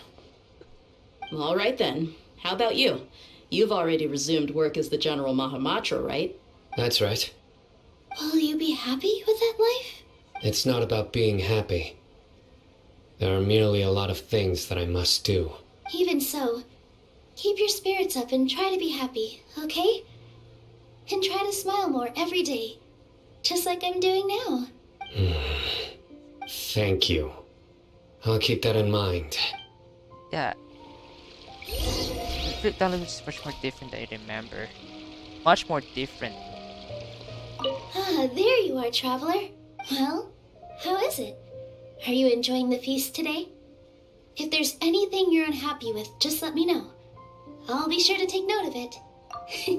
That's good. Wait, what about the message? It's the first time I've ever invited so many exceptional people to one place. I was a little nervous myself. But Nida. You see, every guest here is quite extraordinary. It's unbelievable that we've got everyone together here. Almost like a fairy tale. Make sure you live it up tonight. I'll be happy as long as you're enjoying yourselves. I'm honored to have her think of me this way. If I have a chance in the future, I would really like to invite her to one of my performances. I can't explain why, but I just feel elated right now. Thank you. I seldom participate in such lively gatherings, but the atmosphere here is quite good. No, this gathering today has a unique meaning. The Grand Bazaar is lively because the people here feel happiness from the bottom of their hearts, unlike the farces at the Academia. That happiness is an emotion that'll be forever alien to those bookworms who have driven themselves insane by studying. I seem to have taken both keys when I left the house. Oh well. What the hell? My lady, the grilled meat over there is delicious. Have you tried it? Yes, I also tried some fruit just now. Oh, they're very sweet. What an amazing place to relax. No wonder everybody likes to rest at the Grand Bazaar. You said it. Oh, look who else is here. Hello. Oh, I'm so happy Nilu invited everybody. Oh, now I have the chance to meet all the heroes. Hey, less of that polite chit-chat and more eating and drinking. The feast is about having fun, not stuffy formalities. I know. The atmosphere here is good, and everything is delicious. Yeah, I don't often come to such places, but it feels quite good. I have a lot to handle these days. Otherwise, I could show you around. Right, don't worry about us. There's always next time. We're friends after all. Yeah. This feast is pretty good.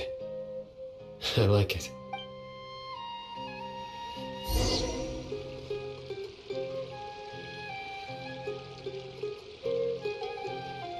Hey, what's wrong? Your head is starting to droop.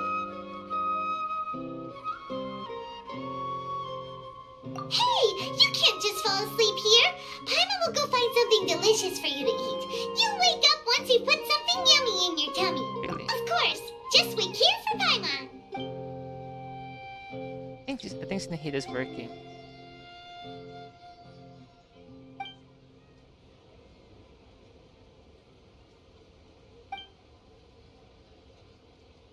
Like someone's in there. Oh? Hello, dear?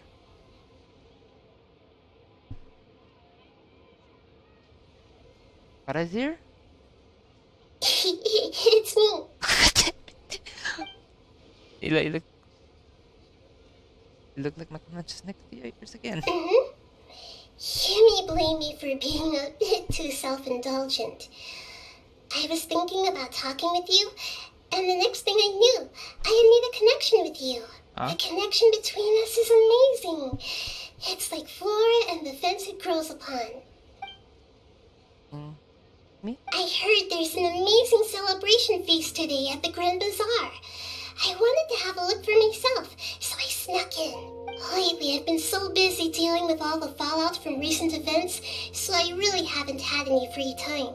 Although you've already helped me with a lot, there's still one more thing I hope you can help me with. What?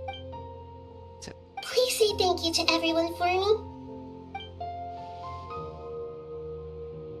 Oh, is it not convenient for you to do that for me?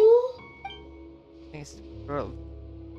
So. But if I just show up all of a sudden, people will become all quiet and stiff, won't they? No. What if I end up scaring them and ruining this wonderful feast? That'd be the last thing I want.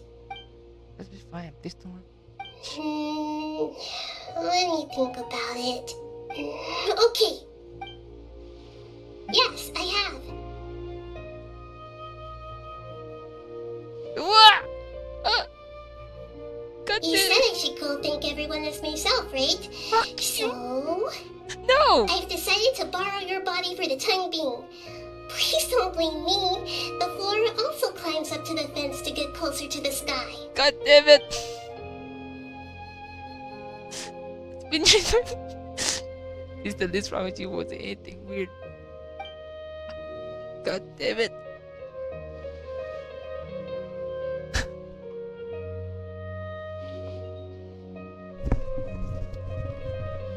Everyone! Okay. Are you awake now? Paimon was just about to bring you the food. It's me. Huh? That voice. Nehida? Hold up. What's going on? I didn't expect to have a conversation with the consciousness of Lesser Lord Kusanali in the Grand Bazaar. Interesting. Is this also a part of the feast? No! No, of course not. Are you Lesser Lord Kusanali? Hello, Nilu. You know who I am? Yes, I already know every one of you. Nilu, Alhaitham, Sino, Dia, Paimon, and Dunyarzad. Lesser Lord Kusanali? I took the liberty of occupying the traveler's body so that I could thank all of you in person. Thank you so much for rescuing me, even if that meant placing your own safety in peril and taking the risk of becoming enemies with the academia, the sages, the doctor, the balladeer, and even the entirety of Sumeru. Without you, without any of you, I would have been in a much more difficult situation. Had you not helped me to resolve the crisis, not only I, but Sumeru and even the entirety of Tevat would have suffered great misfortune. People refer to you as the heroes who managed to rescue a god. I'm quite fond of this name.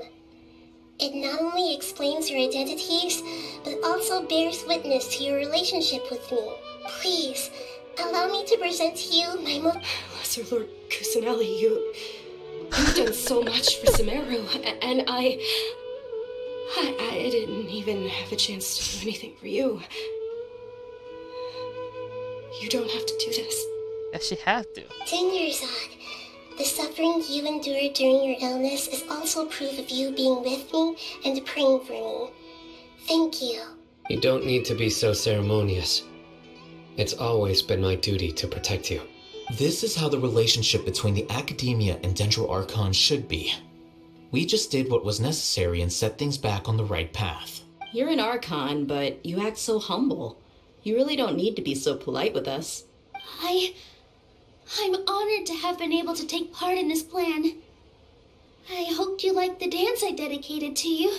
Thank you, all of you. Thank you so much. God damn it.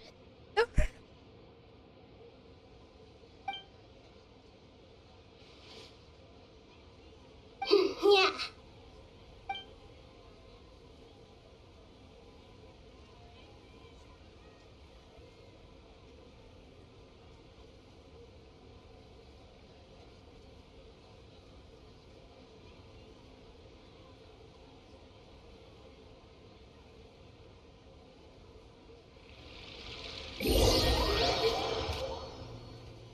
Next day.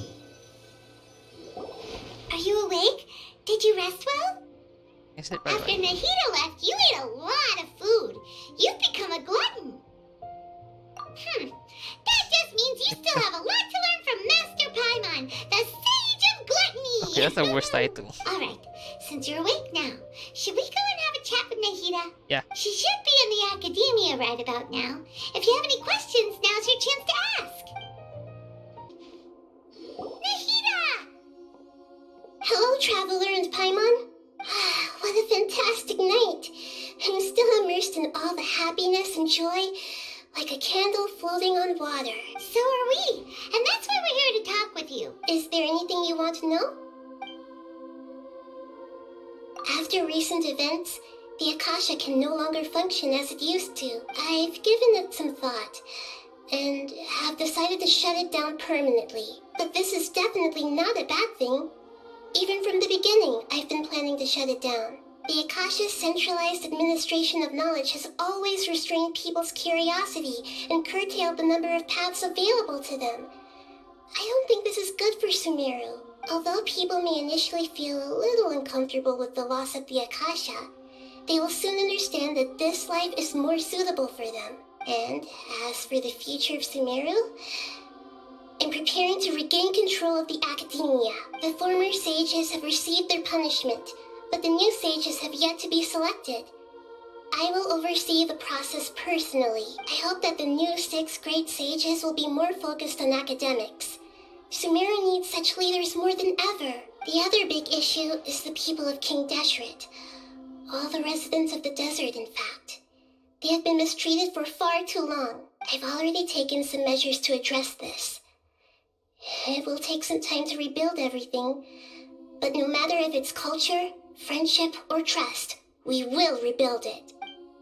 What's next? You mean, what happened after the doctor put you to sleep? Not exactly. The top-ranked Fatui Harbingers, up to number 3, possess power comparable to that of gods. I was no match for him in that kind of situation. However, in spite of the bad situation, I still managed to make a fair deal with the doctor. I'm sure you remember the entity that changed your fate, the Heavenly Principles. In fact, the Heavenly Principles has been quiet since the Conria disaster 500 years ago. I used this point as leverage against the doctor. I told him that the Heavenly Principles may be awakened if I destroy the Gnosis. Although it's just a bluff, he still fell for it. I assumed that the Heavenly Principles wouldn't just stand by and let such extensive damage to its laws take place. And as for what I exchanged for the Gnosis, the exchange served as both punishment for the doctor, as well as a boon of new knowledge that I couldn't refuse as the God of Wisdom. Okay. It's about the sky. He's still in a coma. I've hidden him like how one would hide a feather. I know you have many misgivings about him, but as someone who had become a god, he has retained a number of very useful features. Don't worry, I'll keep an eye on him and make sure he doesn't do any evil. In addition, there are still some mysteries left in him. Some things may be very clear from my perspective, but he has still yet to understand them himself. His future will be determined by fate. Why is it luck? What the fuck? Is that where you're headed next? Fontaine, the Nation of Justice? Justice, huh? As far as I know, that nation operates in the judicial system. Does their Archon personally judge people? No, there's a Chief Justice in Fontaine. Generally speaking, the Hydra Archon, Focalor, won't preside over individual trials. However, even then, Focalor will still make herself present at just about every trial. It seems that she just likes to immerse herself in that sort of atmosphere. As Archon, she still reserves the right to influence the final verdict. Anyway, let's just say she's got, a very unique personality. It's gonna be that, judge, his attorney? Are you sure? Isn't there something else you haven't asked about yet? No. Huh? You mean about your brother? Oh, yes. While you were resting at Gandharvaville, I took some time to perform an Irminsul search for information on your brother. But we both came from the Sea of Stars. Yeah! Isn't Irminsul a repository for all the information and memories of Tevat? So there shouldn't be anything on her or her brother. This is true in your case. Irminsul indeed does not have any information on you. However, Oh, the brother. there must be something different about your brother. Because, as it turns out, the world has recorded information on him after all. What? There's only one possible explanation. He belongs to this world. Live until we came here.